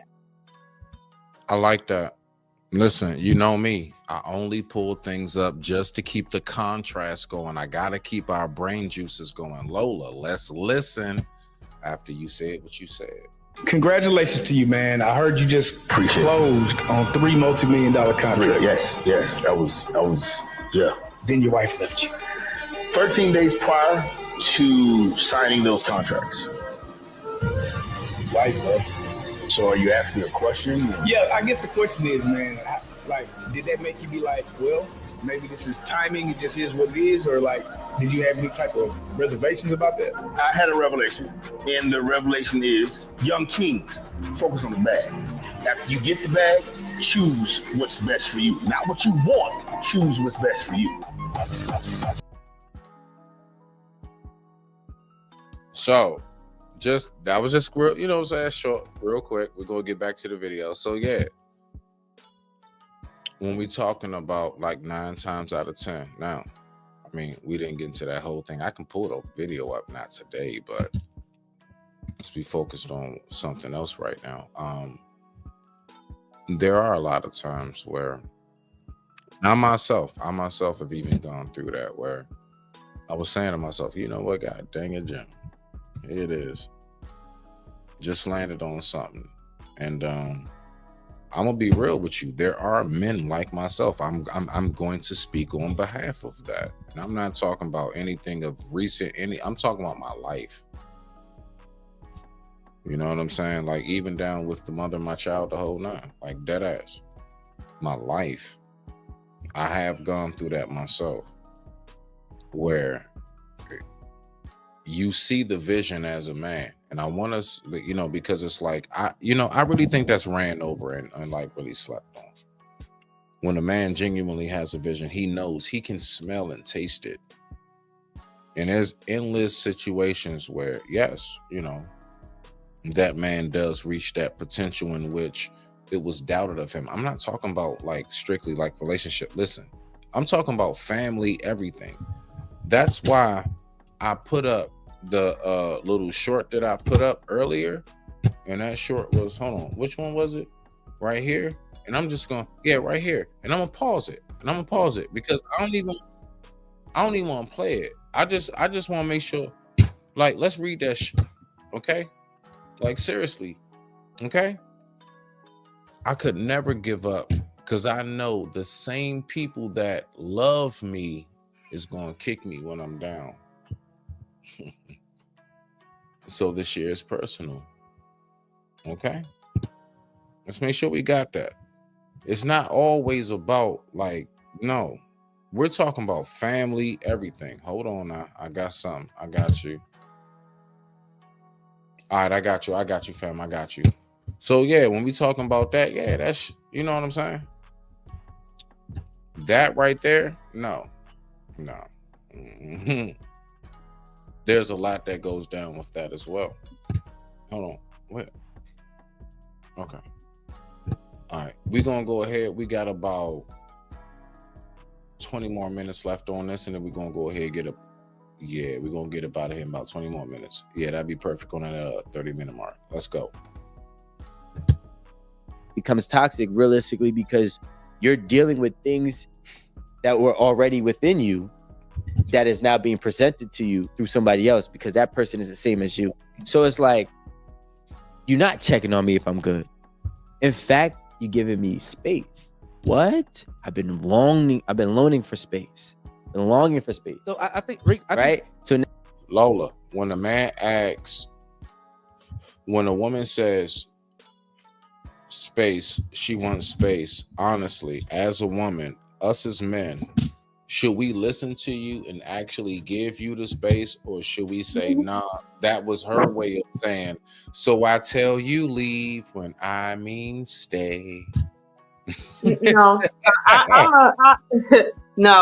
a and then when I say I got to jump, because I'm like extra low right now. But I'm gonna say what men should do is what Vic did with me, because I asked for space. I did.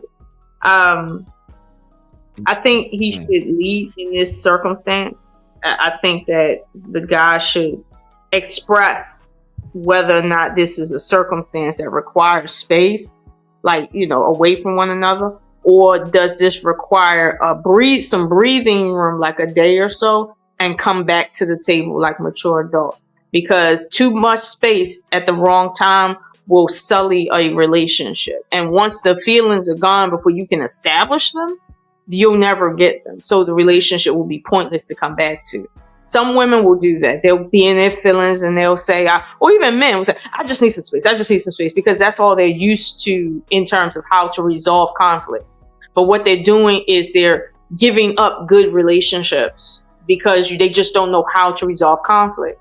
At this point, as a man, you have to understand that she doesn't know how to resolve this conflict, and this is her only option. But what you can't do is let her control the narrative and take that and then allow that time spent to be y'all's norm in how you do things. No. Understand why she's saying it, right? And give her time. But give her time that you feel is healthy for your relationship, that you feel based on who you guys are. And then come back to the table and let her know you must come back to this table if you want anything to do with me ever. Because if you don't, I wish you luck with the next person. Period. Lola, Lola, I'm gonna say this before you get up out of here. What you said is very true. Thing is this, right? When you reach a certain age, and I'm only speaking from somebody who has reached that certain age, I do know the dualities as far as having that patience when you're at the younger stage. Us who have grown into the status of discernment, wisdom, and we have always been of a certain cut of cloth of life, it gets to the point where we make our stance extremely clear, and it's either adhered to as far as like seeing. That's all adhered to means. Like, you actually see who is before you. You either see that or you don't. If you don't see it, listen,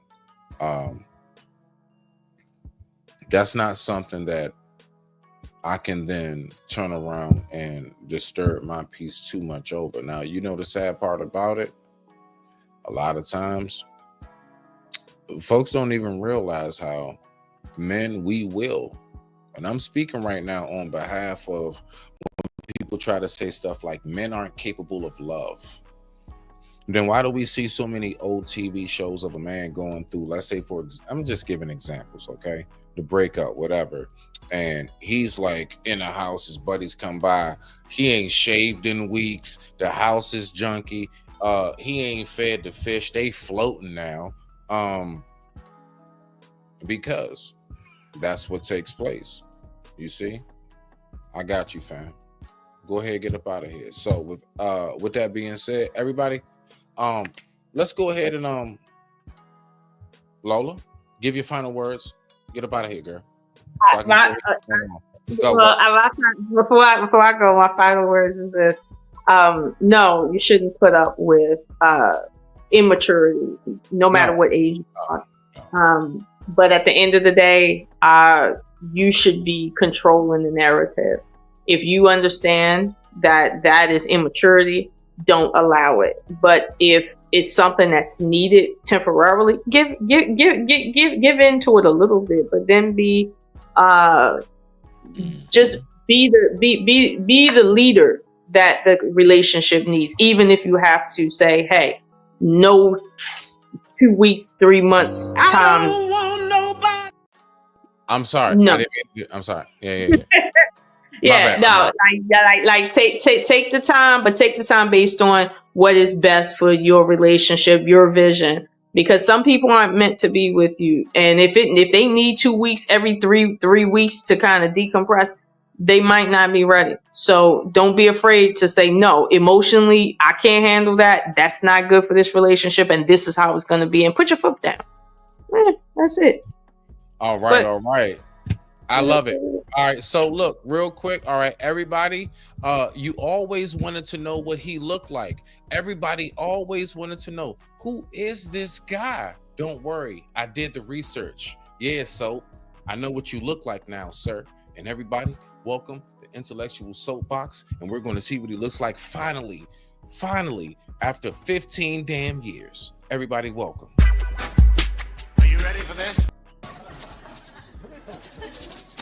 Wilson, what are you doing? Hi, Hotem. I'm just testing my maracas. Usually when I have mine tested, the doctor makes me turn my head and cough.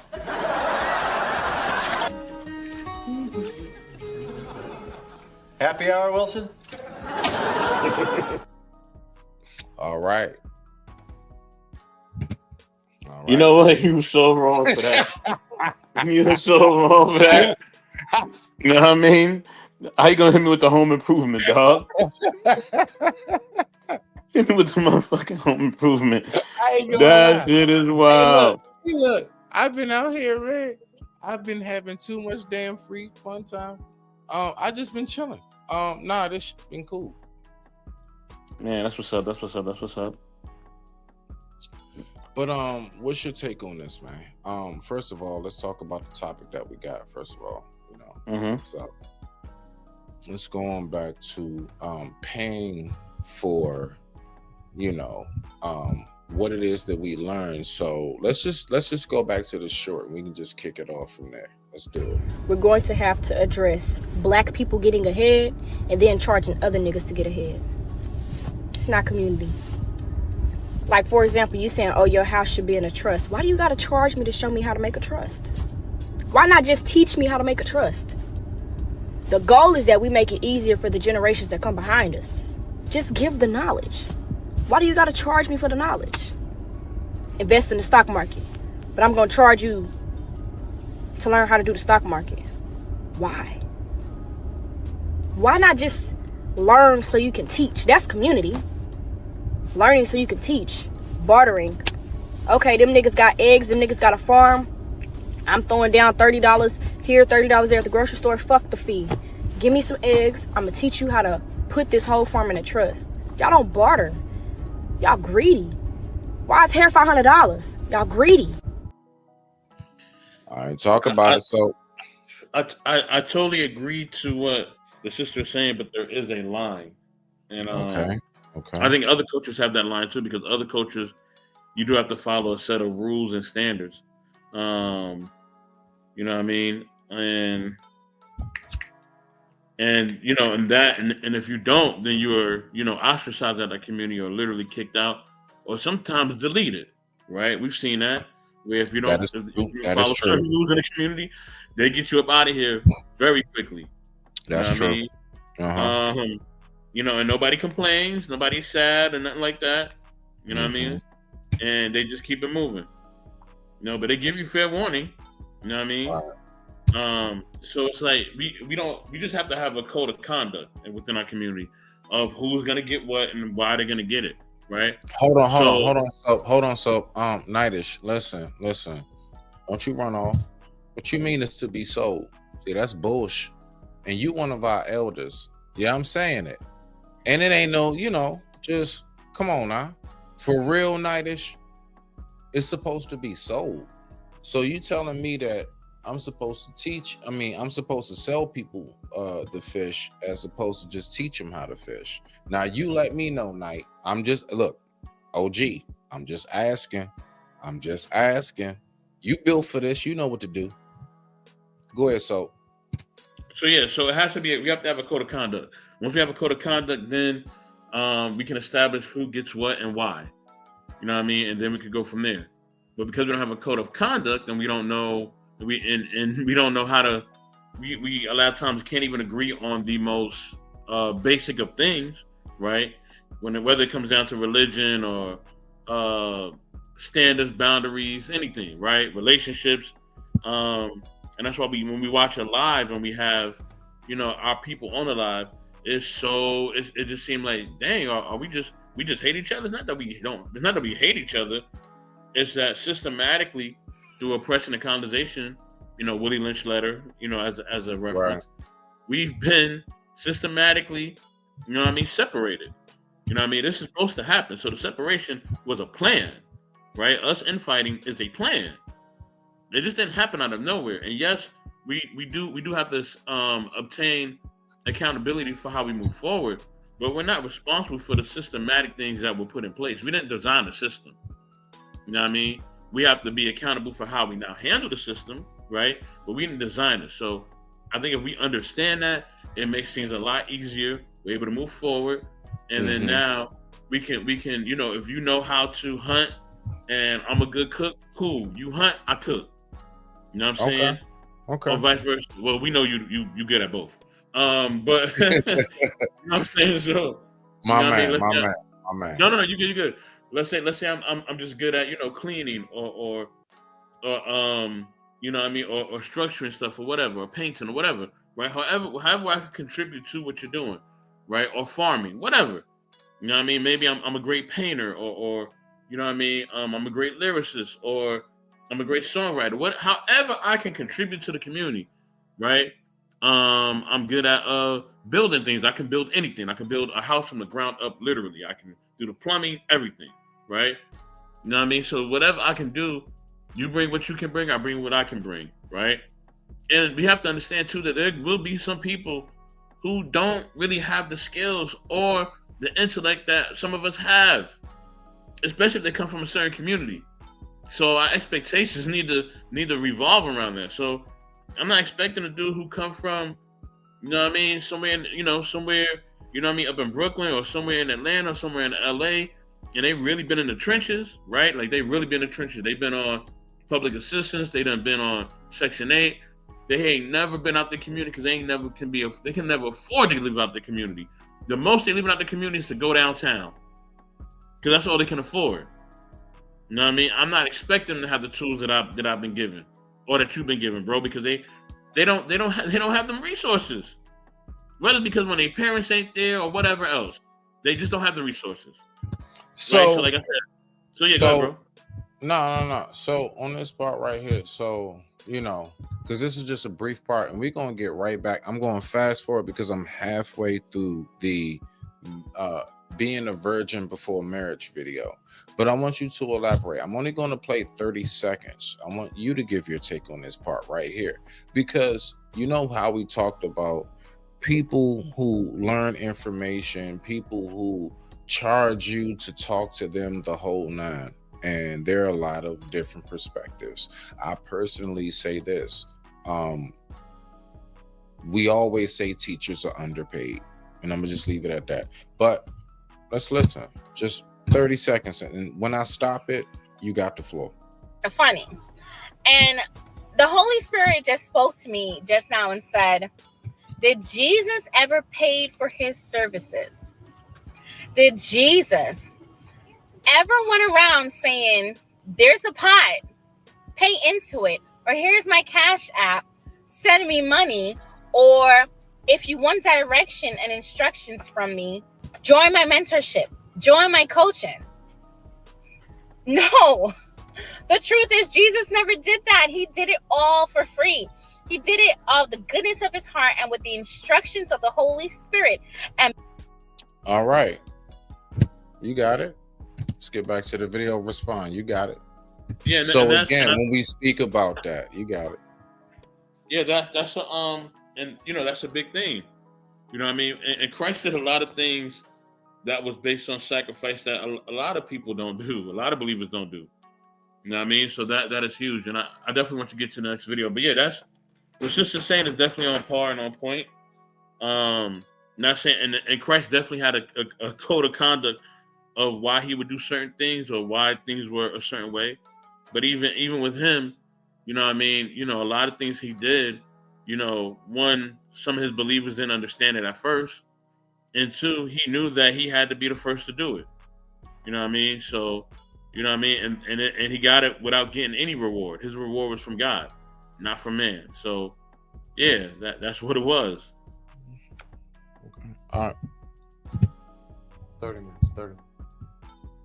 Okay. Hey, all right. So I got 30 minutes, you guys. I got 30 minutes, and then I gotta go ahead and that's my evening because I gotta get ready to pack up and get you know what I'm saying? What I gotta get going. Mahalo, just let me see what I got. I do think that in a sense, our points do like intersect at one point. You know what I'm saying? Like if you're meeting your match, that person is addressing a fundamental of yours. You see what I'm saying? I get you. You know what you see what I'm saying? So it's like when I think about this kind of stuff, I always think like bottom line. Like what is the bottom line need that I need in order for me to have this relationship be functional? Kind of thing. So when you meet your match, it tends to be somebody that addresses that bottom line need. But also when you meet your match and okay, say you guys both care about having your sexual needs met. But other than that, you guys want to be left alone, like Rico says. And you guys don't really know how to push past the relationship, past this, the sexual level. Well, left alone to what degree though? Because there are degrees of being left alone. For me personally. Like check in every now and again, and you guys end up speaking like once or twice a week. And that doesn't really elevate the relationship that much because it'll be once or twice a week for maybe like 2 weeks. Then it's like once a week.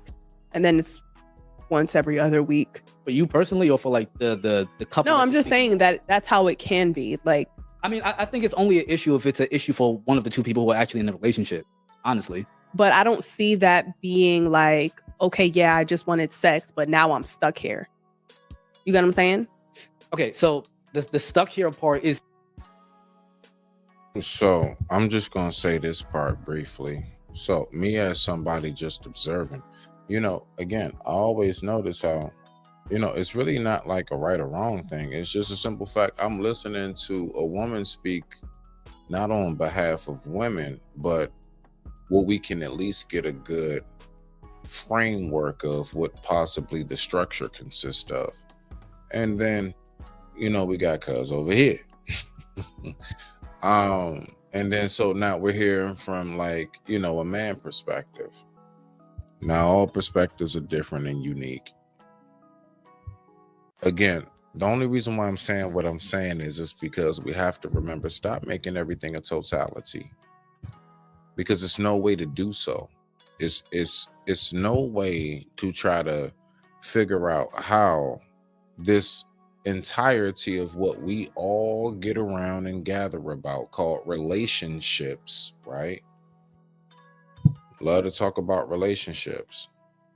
Well, we have to remember this. The structure and fashion of the long-lasting relationships are not the relationships that's ever been built or based on popular demand. It's not based on that. It's not based on public opinion. The relationships that actually last are the relationships where it truly is a structure of you and that individual. I've had to take time to sit back and really evaluate that entire premise. As somebody who does speak in these spaces, I have to take time and think about that premise. So what do you have? Because I want to make sure we equally get in here. You good, family. I think everybody has their own perspective of relationships. We have to understand we all are coming from different parts of the diaspora, right? So that's one. So if you live in a household, right, that is maybe African or maybe Caribbean or some things like that of that nature, they're not so free-willed, right? You actually have to go talk to the woman's father or her uncle, right, before you do anything, right? Or you got to do certain ceremonies, right? So they have a practice, it's not Americanized. And so that for one will change everything from how you even deal with that woman. I'm just talking from a man's perspective, right? Right.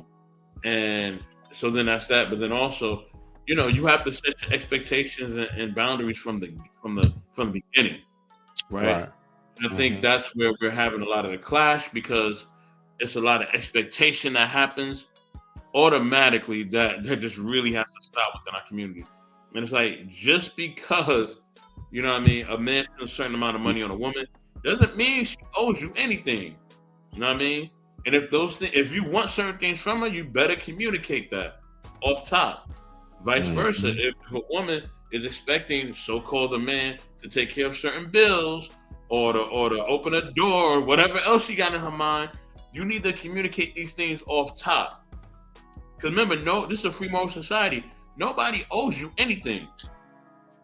You know what I mean? So if you're gonna use your time, money, resources, your body, or whatever else you got going on, mentally, emotionally, spiritually, and physically, you better make sure that you communicate all expectations before even involving yourself with anyone. That way you know where they at, you know what type of time they on, and you know how to approach them. You know what I mean? And then on top of that, you let it be known what you expect. Hey, this is what I expect. This is what I want from you. What do you expect? Very, communication is key. And if they not aligned with you, you know what I mean? As the great Bolo says, all right, my peace. I see, I see you You know around. something? You know something though. So, I mean, that's that's very true. I don't really talk, if you notice, or speak too much about and or towards how to move forward from something. If you notice, the main premise that I always speak about is prevention is better than the cure. So the point of me saying that is, I've always been somebody where I'm like, plans are already like set in place. Like, so before destruction happens in your life, you know me, there have been times on a job where I might have actually, I'm like, you know what? I notice how, like, I don't know, they acting funny to me and stuff like that. Oh, okay. I come in. Oh, okay, my hours are shortened. Oh, okay. You know what I do? I don't like get loud and quit the job. Quietly, I just fill out other applications. That's it. I just fill out other apps. And then when it happens, it's like, yeah, I mean, it's already, I'm already in the position. And there have been a lot of times where I was already removed from that location before that was able able to take place. And I'm really saying that like on like life experience. Like, see, the thing is that, I say the things I say for a reason. Prevention is better than the cure. I always say it. You may not notice what I'm doing right now, but it's a lot that's taking place. So then slowly, and then we just sit back and we look and we observe, okay, you know what? Because something I noticed, so in this day and age, there is a lot of, I guess you can say, pushback to when you actually have learned, and I'm talking about societal wise. Have you ever noticed in society, if you ever respond to something of your past that wasn't good, people will say you're still either hurt about it or mad about it? Have you ever noticed that? Of course. Right. And whole time, real quick, and I'm gonna land it so you can get in that. I be saying to myself, like, well, I don't know about other people because I do know everybody responds differently. But like, I tell you right now, me, anything that I ever speak about, it's because I'm now beyond what held me from speaking about it.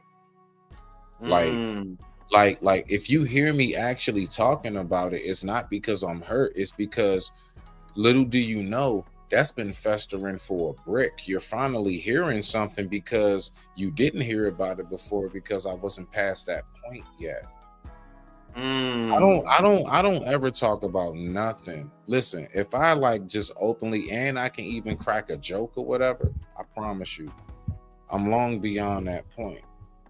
And so that's the part that I don't think people, I guess you can say, think about. But you got the flow on that part. But yeah, you have to deal with the things that have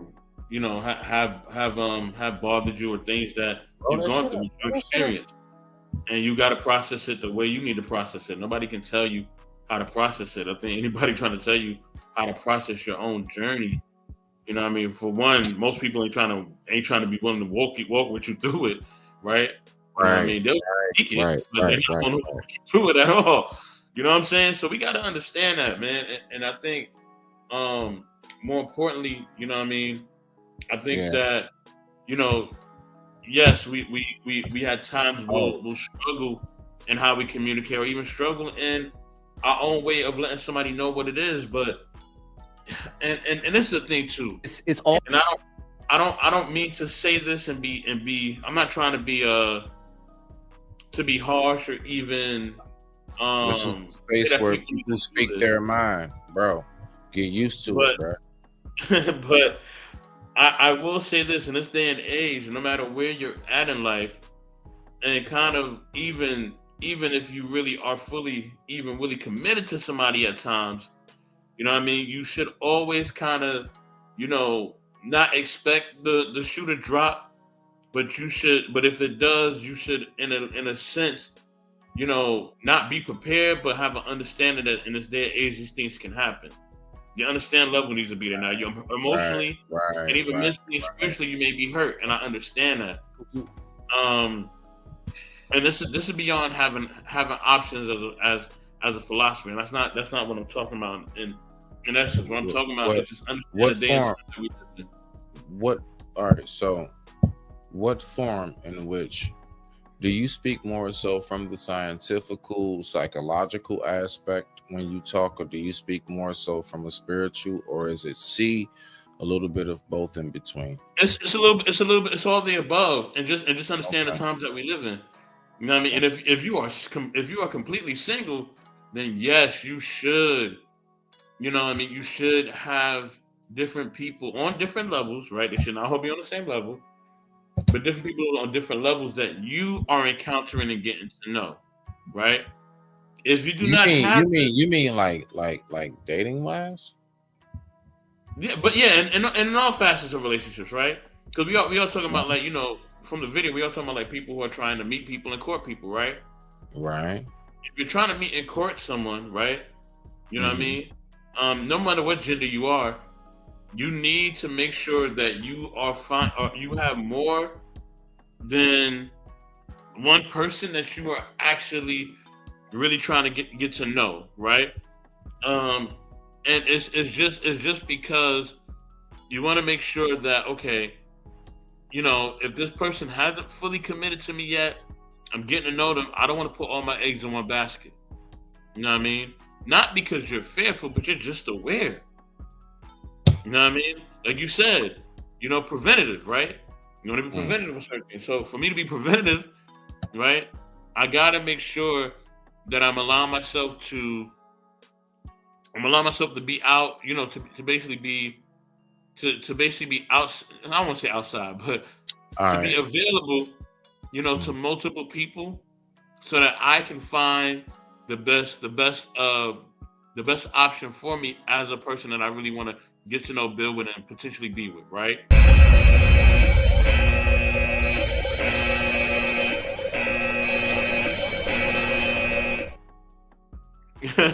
So with that being said, it's like, okay, when you go to a shoe store, right? You remember this when we was young, right? Your parents take you to a Foot Locker, Buster Brown, whatever. I know I'm going back in the day, but whatever, I don't care. Right.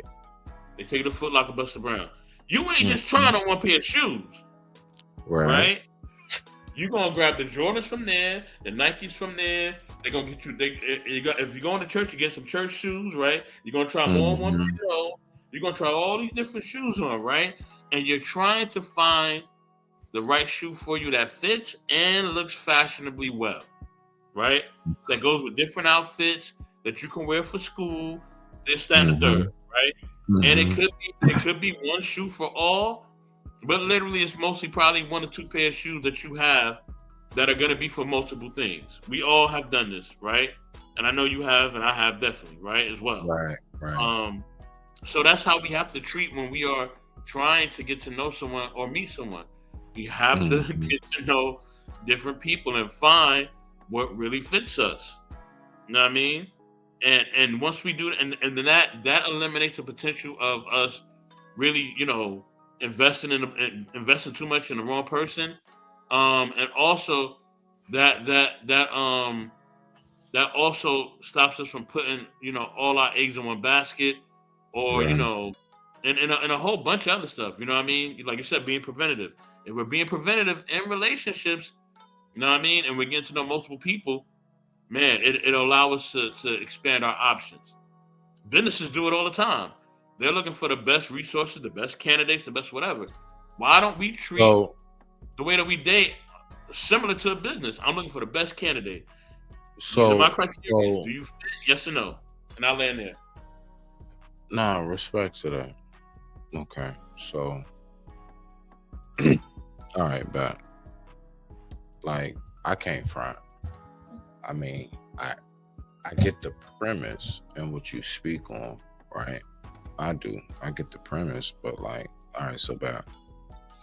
Now, us as men, would you agree that usually us as men, we the ones that like, no matter where we go, we already know what we want to buy before we even put our shoes on. Like before we go buy anything, grocery store, pick up medication, whatever it may be, aren't we usually targeted?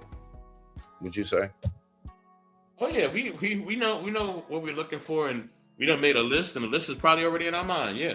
Okay, bet that. So when you say like, to trying on a bunch of shoes, okay, cool beans. All right, bet trying on a bunch of shoes. Usually, okay, bet we may try on some shoes as far as like, let's say like you've been on a date, whatever, blah blah. You've interacted, talked to on the phone, whatever, blah blah. But let me ask you this: even though you say we try on different shoes, don't we have a target? Let's say shoe size, and even what we want to afford. So let's just say like you do sports, and you're like, you know what I'm saying? I'm looking for some high tops that are for basketball. Yeah, you're gonna try on some shoes, but let me ask you a question. I mean, I'm just talking about typically, not saying those who be balling out. Typically, don't we find those pair, and then once we find them, we walk out with that pair of shoes, right? Absolutely. So that's all I'm saying as far as like the mission, the goal. See, the thing is that what I like to speak about more than anything is what is the end game? If we want to put it in that perspective, what are the pair of shoes that you are going to actually leave with? We you see, so I could try on this, I can try on that, but guess what? They got put right back in the box and right back on the shelf. Now, were they bought? What were they bought? I'm pretty sure, but not by me. The pair of shoes that I left out of that store with is the perfect size, fit and cut, even style and color that I already had envisioned in my head before I put my shoes on and left the house. So when we as men say, I already knew I was going to meet you, I already knew exactly what you consisted of and everything. You see, it's just sometimes we don't know maybe what style or brand it may be. And a lot of times that happens. Like, I'll give you a perfect example on some quick story time before we get up out of here, because I got to go after this. We're going to get final thoughts. Yes, sir. I never, I'm somebody I just say to myself, you know what? I'm just going to sit back. I'm going to observe life. So that's what I'm going to do. I'm just going to observe how life works. That, what then turns around and happens. I start to recognize how things mold into place. as I go ahead and continuously find what it is that I'm searching for. What happens? Man, you go through a period, you go through a time, and you say, you know what? I'm done with this shit. I'm done with trying to figure it out. I'm done with trying to like learn how love works, blah, blah, blah. And poof. Poof. It's like, where the you come from? Whole time, watch this, right? You sitting there wondering, where did that person come from? But that person's been there the whole time. You just didn't recognize who was before you. And so now you take that time and you recognize and you start to deal with the simple fact of, you know what, hold on. Let me just sit on this real quick. Let me just figure out what's taking place in my life. But Smitty, you said something. Because sometimes we do things we don't recognize we do them, and I'm explaining this, right? So you already put the energy out there of what you want and need, right? Decades so the energy's ago. already out there, right? The energy's there. Even when you back away, the energy is still there, right?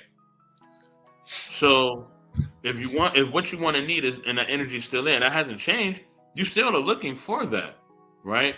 You just have now redirected your focus, but the energy is still there. So I know I want to need this from a woman, right? Non-negotiable. That's what it is, right?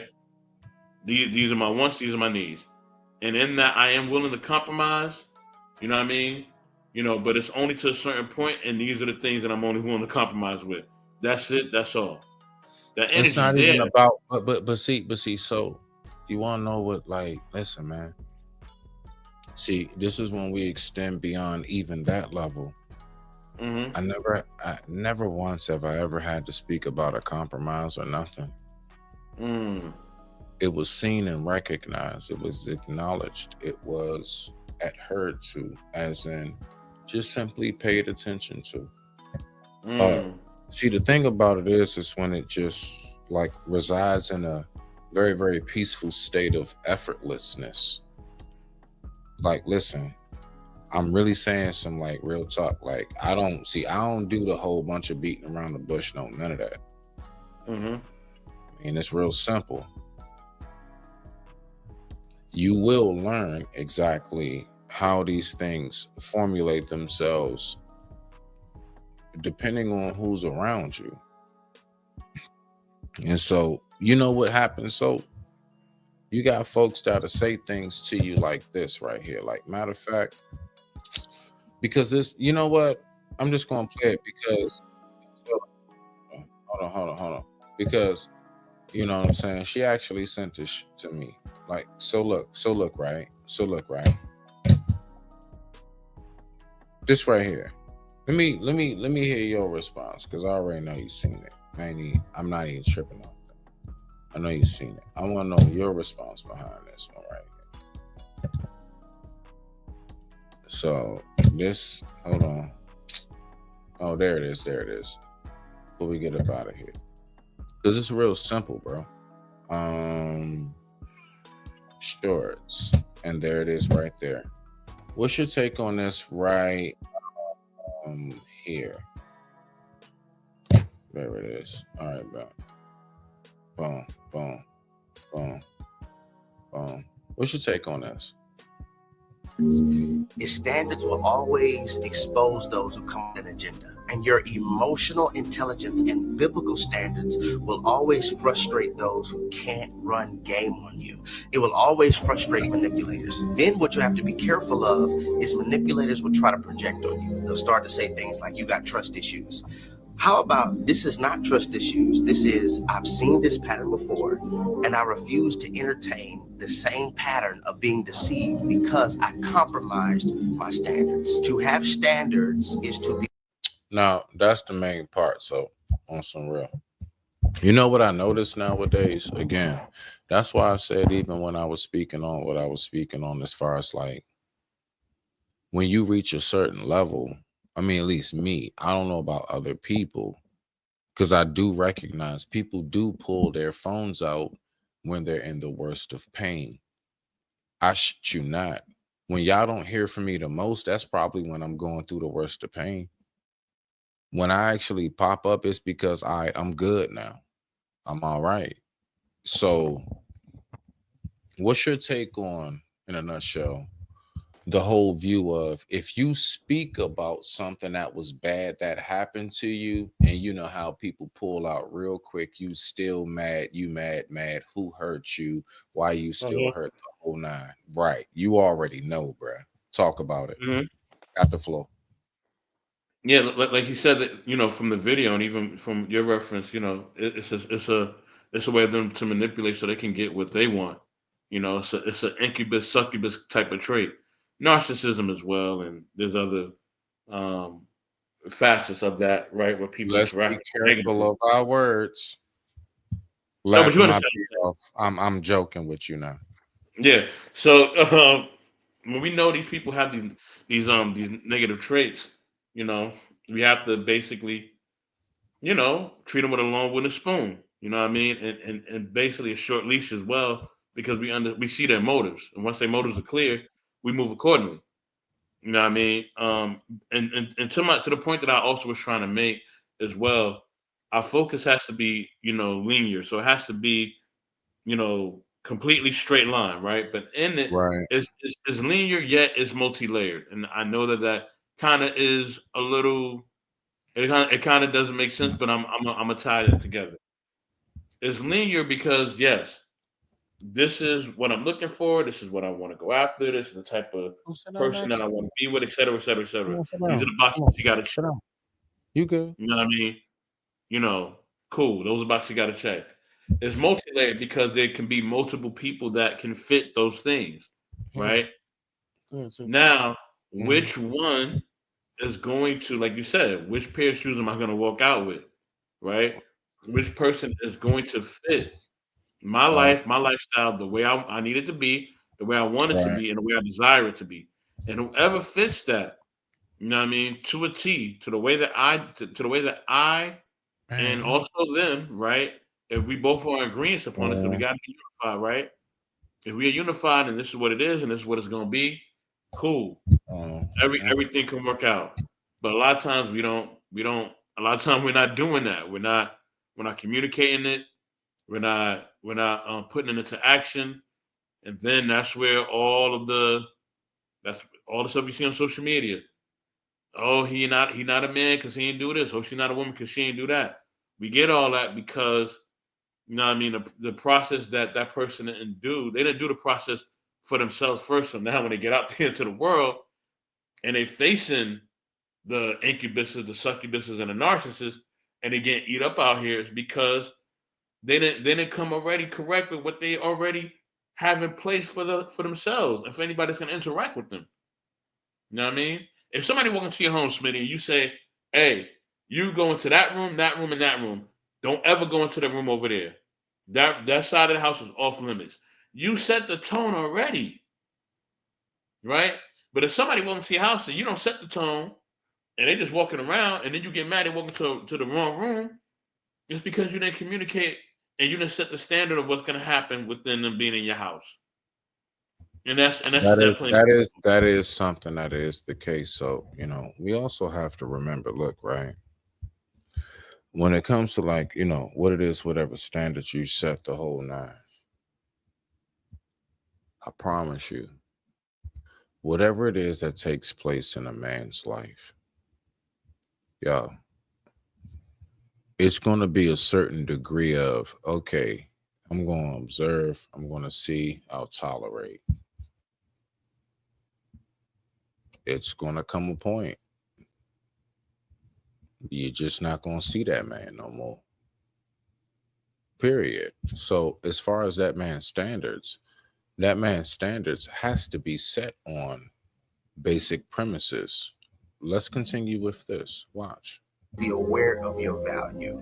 To have standards is to be aware that God set your value to priceless. Now, the danger in allowing people to give you value or give you significance is you give them the power to set your price. So you could be more valuable than the whole department store, but you will settle with being on the clearance rack just so that you can get their approval. And it's not a standard if you are not willing to experience loss. If you Every single thing that I've ever invested my life in, so music, my art, you name it, going into culinary, going into cosmetology. Yes, that's right. I had to be certified in the state of Maryland for cosmetology in order to be a certified barber. You can't be a barber without taking cosmetology classes. I had to learn facials. I had to learn skincare, everything. My point is, everything that I have taken the time to figure out what it is that I have learned, you know what that has helped me develop? Honestly, my sense of self-worth and what it is that I know that I consist of. So, listen, people need to recognize something. You ever heard of playing possum? So, you ever heard of that? Absolutely. Yeah, we about to really go there. All right, bet. So, playing possum, basically, what happens is when playing possum, there will be something that'll come up and think, oh man, it's over, you're dead. No.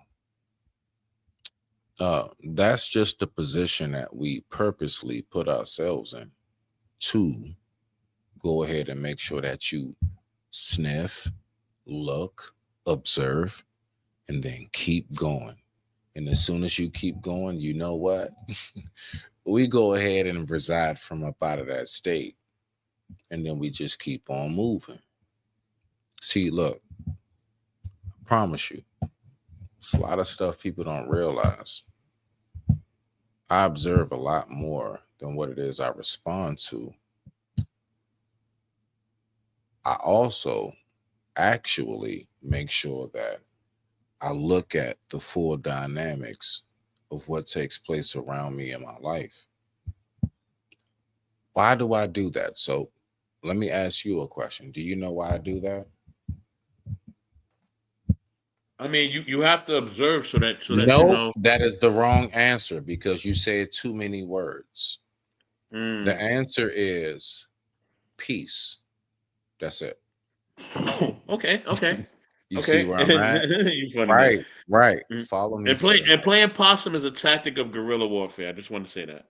I mean, just real talk though. They just don't get it. So I'll play stupid if you want me to. But look, right? Nah, real talk though. Like it is peace. I came to these spaces like if I really was to, you know what? So do you have 5 minutes before I go? Absolutely. All right, bet. I am actually going to do this because I haven't done this. And you know something? So I want to make sure that I really make sure that we really get this. Okay. So you know what I'm about to do? So I'm about to pull up the very first video when I ever came to YouTube. Okay. I'm about to do that. I'm talking All about right, as let's go. far as like, yeah. As far as like as far as what's it called? My initiation. There we go. So I just asked that y'all just give me a second, okay? I'm going through my list, okay? It ain't gonna take long. It ain't gonna take long at all because it's here. It's here. And it's definitely with a very, very well-known content creator. And I want to pull this video up. I do. I'm gonna pull this video up because it's things that I say today, and you know what I notice? It's mixed up and I think it's lost in translation. So let me see what we got right here. Oh, that's where I have to go to. Boom. And we're gonna go here. We're gonna go to videos. Bow. All right. So, do you remember what was the number one thing I always spoke about coming into these spaces? Do you personally? I don't want to narrow it down to one thing, but no. So go ahead. All right. The number one thing I always spoke about was coming in with peace. Right? You remember that? Yes, I do. Always, yeah, exactly. I always spoke about, you know what? Who I am as a person. If I ever want to come up and I want to speak about anything, there are just certain things that I'm going to address when it comes to peace. And you know what I noticed? So we don't have that in these spaces. So there are a lot of people that come up very angry and disgruntled. There are a lot of people that come up and honestly, they just need to vent and just you know, and just get their thoughts off. I'm not with all of the you just wanting to vent, but shame your own. I'm not with that. Not at all. I'm more so with if you want to speak on what it is you have experienced, then I'll listen to you. Oh, okay. Yeah. I'll listen to what you have to say if you know when it comes to that. But I'm gonna be real with you. So there's a huge shift in what it is that we have seen. Matter of fact, do you know how I always say you can learn the best about me? So here we go. Here's the video. Wow. I'm gonna go ahead and pull this up. Stop. All right.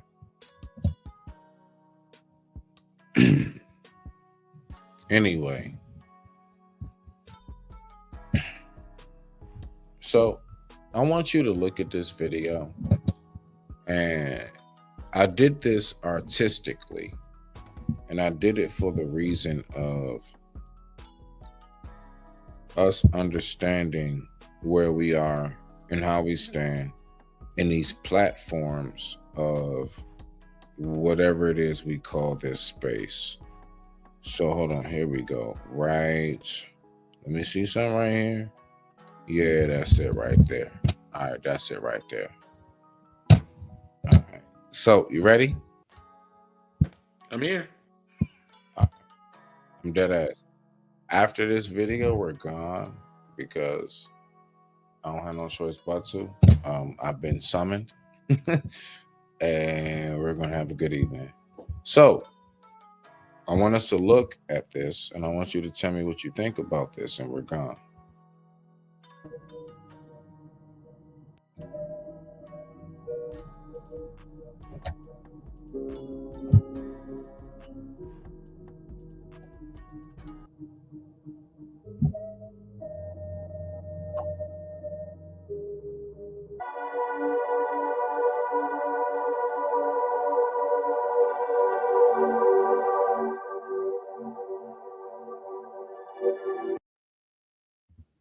Please forgive me. Please forgive me.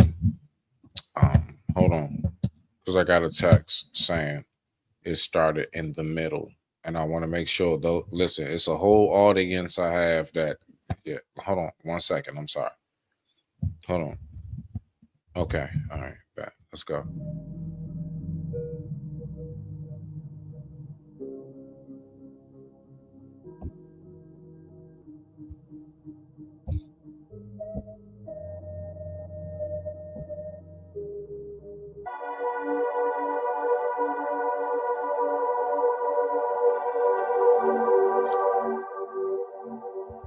Mm-hmm.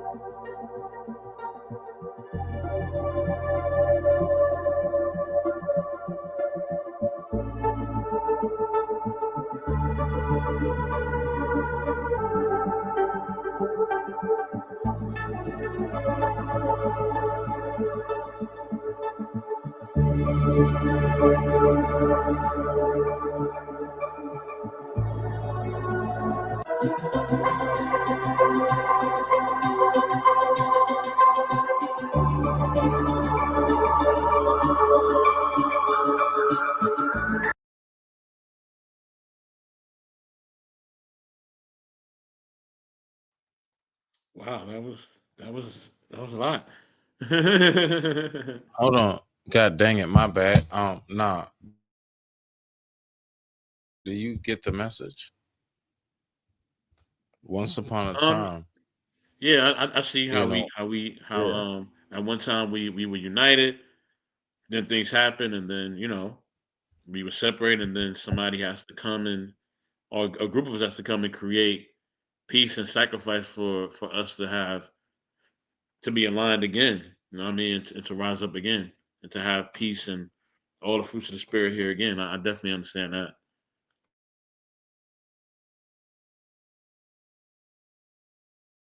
The main most important part of the entire story is this soap. You know, the one small piece is this. The wise ones of the village counseled after counseled. So, is that not what happens today? See, listen, people just looking at graphics. Every word typed in that storyline is very much so prevalent. The wise ones counseled. You know, we talk about so often. So, you know, we talk about God. We talk about how, you know, um, have you ever heard a woman say, God send me a man? Yes, I've heard that before. Okay. Have you ever heard a man, let's say, God, please let me hit the lotto so I can get a woman? Nah, I never heard no brother say that. I have. So, You boom, have? right here. Yes, I have. And we have to remember that. So, you know, as the guardians watch, you know, but given strict instructions, do not interfere. Never interfere with the desires of the humans, right? So, all of this that we don't even recognize, it it does, it takes place, and people don't want to see it. People don't want to see the simple fact that that does exist. That right there. There's a force around you every day that you cannot see. I don't know why people don't want to pay attention to this. Listen, it's a lot of stuff within this video on some real talk. Like seriously. And so when I keep on going and I go throughout my discoveries of whatever it is that I'm observing and what I see, you know what I notice? So, you know what I notice? What do you I notice? notice, man, I notice this right here.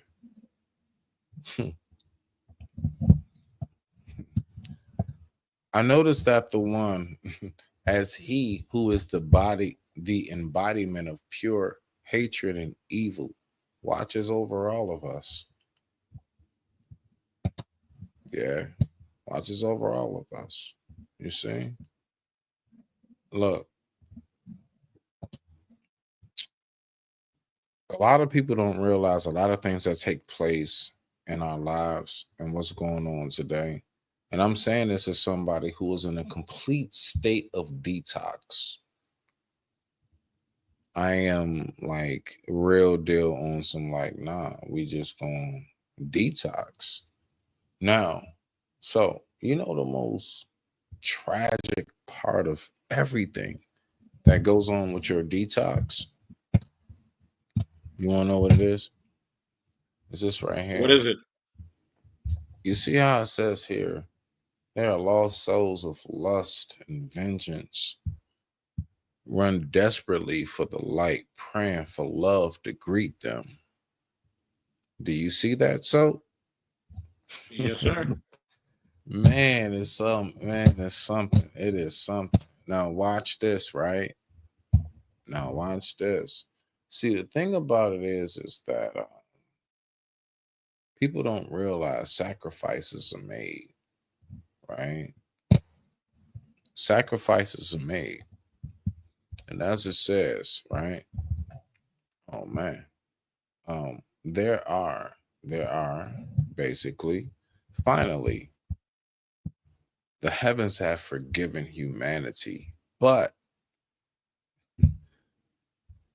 everything in the universe has a price. Let's go back. I did that on purpose.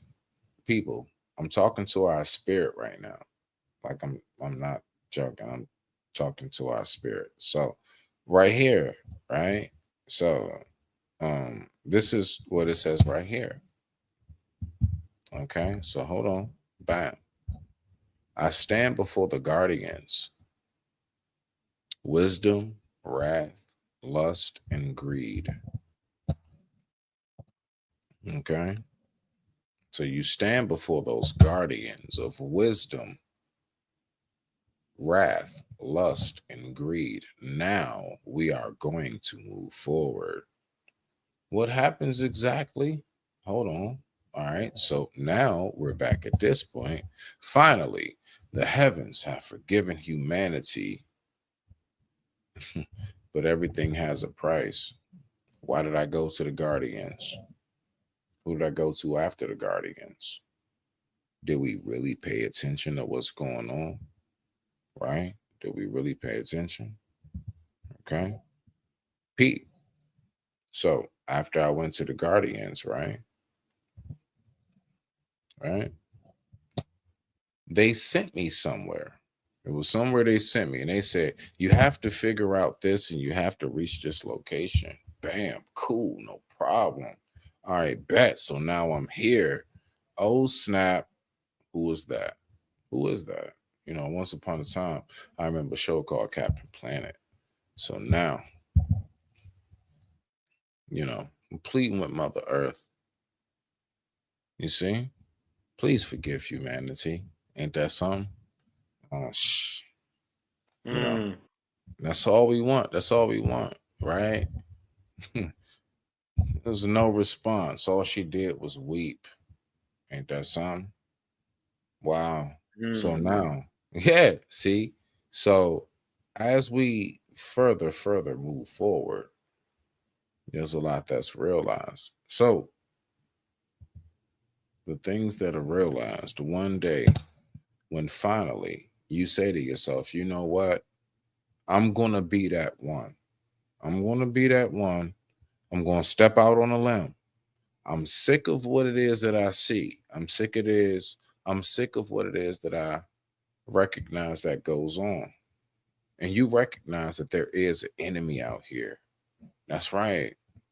There's an enemy. And what does that enemy say? His only words are, I'm taking as many of you with me as humanly possible. So we won't even realize it. See, we won't even realize how deep the story really gets. So you know what? It just one day, it just comes to the point where there are a small group of us. I swear on life, we just be like, hey dog, you know what? I'm not going for it no more. Standing at the gates. What does that say so? Stand at the gates of misery and anguish. Wow. Do we not see how the panels, the spaces that we're in can be looked and viewed as such a way? Right? Right? So are you really standing on what you say you stand on when you come to these spaces? That's a question. Absolutely, as much as I can. All right, You know. bet. So when I pull this up right here, ready to trade my very soul for his head, as in ready to trade, you know what I'm saying? Possibly being, laughed at, joned on, whatever. But I'm going to come up to these spaces and I'm going to speak my mind. Do you see that? Yes, sir. Bet. So let's get to the end of this. So to land this whole thing, people don't realize when all of this is said and done, right? I promise you, I'm taking my time on this for a reason. All right. So now we get to that point where boom, everything is said and done. So back in Earth realm, wow. I now got to read the ancient text for restoration. So that's me choosing to come to YouTube. I chose to come to YouTube because I wanted to bring some form of restoration. A lot of people not going to get this right here. They're just going to think I'm tripping. But if you really take time and just pay attention and look, you'll see. Now, I stand before the bones of the beast with the seal with the seal of the 7 gates in alignment, banishing the evil that plague the humanity's heart, right? Bow. So when we come up here to these spaces and when we talk about what we're talking about, when we look at the things that we're looking at, and there's so much that goes on. So you know what happens to a man? And I want to make sure I give you time to respond to this. Everything goes down, you do everything you can for people, even those who were lost souls who were not, once trapped. You're able to give them some relief. They have a light to run to. They got a light to run to because of what it is. At one point, you went on ahead and did for them. You did that for them. You did all of that for them, right? So now watch this. This is the part about the whole thing that people don't realize. When you choose to go ahead and do that, everything comes with a price. And that price is this.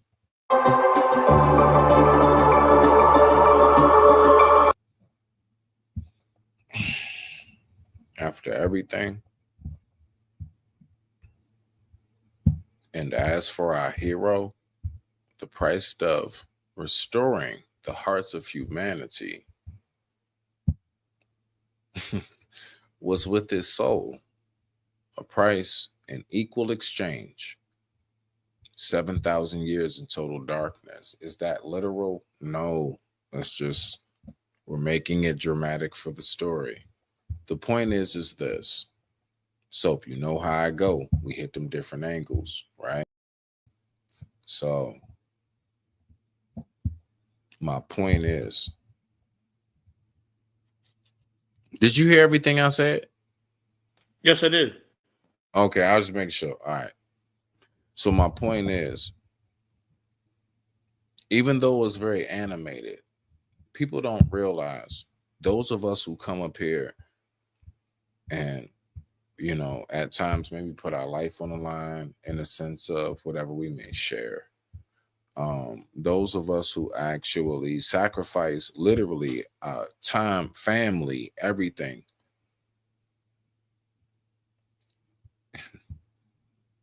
There is nothing in this universe that will not have an equal exchange. I say that to say everything that I do, that I know I do, it does come with a price. It does come with a toll on my soul. It does come with a certain, I have to sacrifice. That's a real thing. And that's why, as much as good was done, there was so much good that was done. Like literally, like he stood there. He banished the devil. Banished the devil. And then opened the gates of heaven. But after all of that was said and done, do you know what the price of that came with? It came with this right here.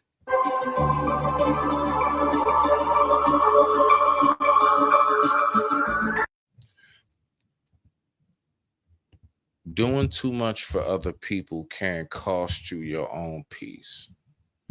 Doing too much for others, yeah, see, yeah, I don't know where I be going, man. Listen, it's always like I like to slow cook it. I like to slow cook it. That's the whole point of that.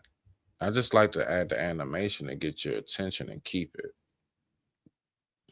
The moral of that story is everything you do for the world, where does it get you at the end of it? If you didn't do it for the purpose of yourself, because what you see for yourself, watch, and people don't get this, but I'm really learning the true intricate dynamics of how this thing called love works. I got to do things for myself first before I can ever do things for you. Boom. So now let's take it to love, and we're going to end it off on this. So you got endless time. Don't you rush nothing, sir. So boom, I got to do things for myself before I can do things for you. Transfer the relationship. I have to be able to take care of myself before I can take care of us. Boom. Transfer to love. I have to be able to love myself before I can even begin to love you. Everything has a cookie trail, but guess what? Everything that I just spoke about also has its obstacles that come with it. And that's why I say you don't never know what exactly it is that you're going to have to pay the price of for what it is that you want. Love is not always comfortable. Love is not always free. Hold on.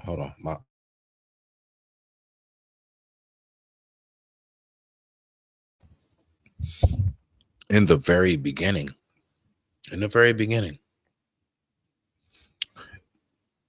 it's spoken about. It's not comfortable. How do you move through that? You got the floor, so. I think how do you move through that is through God and through No, also I was coughing, but go ahead. You got the floor. no through God and just also through trial and error. And after I say this, I do have to roll out, but I think that we God directs us, He directs our path, but He also allows us to learn things and manifest things in a certain way. Hold on, bro. Oh, me? Oh. But He also allows us to manifest things in a certain way. So that's how we grow through love, and that's how we get better, and we also grow as human beings. But Smitty, I do gotta run. I gotta take this call. Love you, bro. You know where to find me. Holla at me later. That is perfect timing. Oh my gosh. Thank you so much. My man. All right.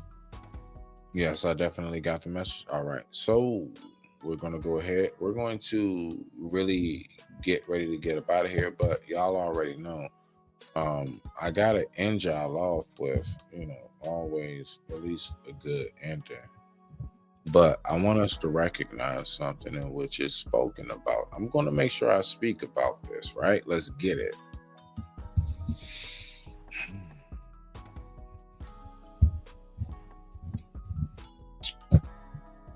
If you ever see yourself, right? And when you look at yourself, what do you see when you look at yourself? He asking a dumbass question. He just tripping. He just high. No. What do you see when you look at yourself? I asked that question because that has a lot to do with how we look at each other.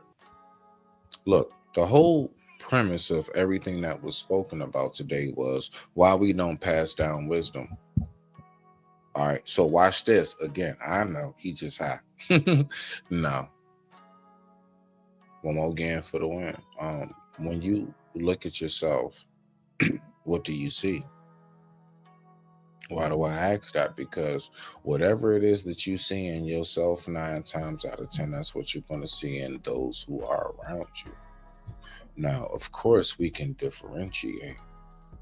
I definitely see my people in me, but I definitely know the difference and the significance and the difference in who I am in comparison.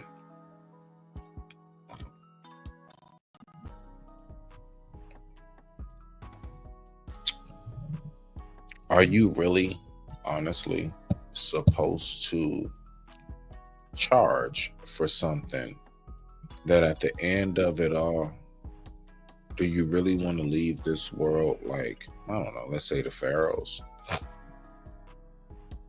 That's that one part.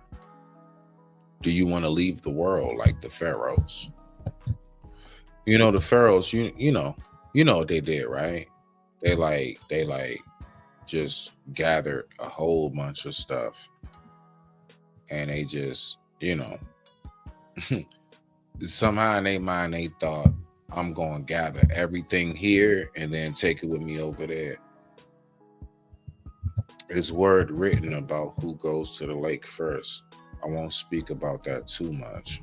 I'll let you do your research on that, and where you discover it is where you discover it. All wisdom and knowledge is out here for us all equally.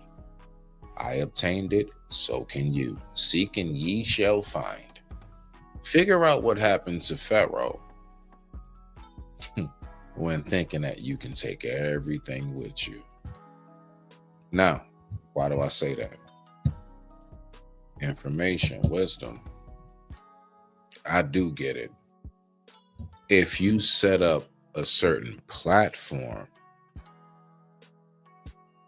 as far as like events, there is catering, there is a space that has been rented, right? You have paid for a staff team to help, usher people, seating, the whole 9, right? Absolutely. Now watch this. People will look at it like, I'm paying to come see you. No, not necessarily. Well, ish. No, not necessarily. What you're paying for at that moment is you're paying for everything that comes with the person you're going to see. Just like your favorite like music artist or something, when you go to a concert, you're like, how much, why these Beyonce tickets so much? You think it's just Beyonce? Yo, it's the security that's surrounded Beyonce. It is the catering that is around Beyonce. It is the concession stands when you want to go to the bathroom wherever she goes to. It's everything involved. I want you to follow me before we get up out of here. On that note, cool beans. I understand why you would charge, considering you have awesome information, but what it is that you have to pay for, as far as so you can speak, yes. The actual word itself, never. You don't take none of this with you. And guess what? How dare you ever try to think that you can charge people for something that you learned yourself. And I don't care who charged you to learn it. If you go really back on the roots, somebody learned that once upon a time on the original factor with no cost. And slowly down the line, it got to that point. I don't never want us to get it twisted on my mode with this, right? See, the fact is that as an organic as an organic creation of this earth in which we all, walk on. This aqua marble that rotates in the infinite spaces of the universe. I promise you. Nah, you ain't supposed to be charging for natural resources. What are natural resources? What grows out of the earth and what it is that you can consume from word to word. That is my true vision and my true position, should I say. No. I believe it's complete BS. The whole, I'm going to charge you to talk to me. Again, it's not them charging you to speak to them. No, it's not them charging you to go see them. That's the issue. Because if we know this from a business marketing standpoint, there's a lot of people that have to be paid in order for the function in the event to even take place. I don't question why they're charging.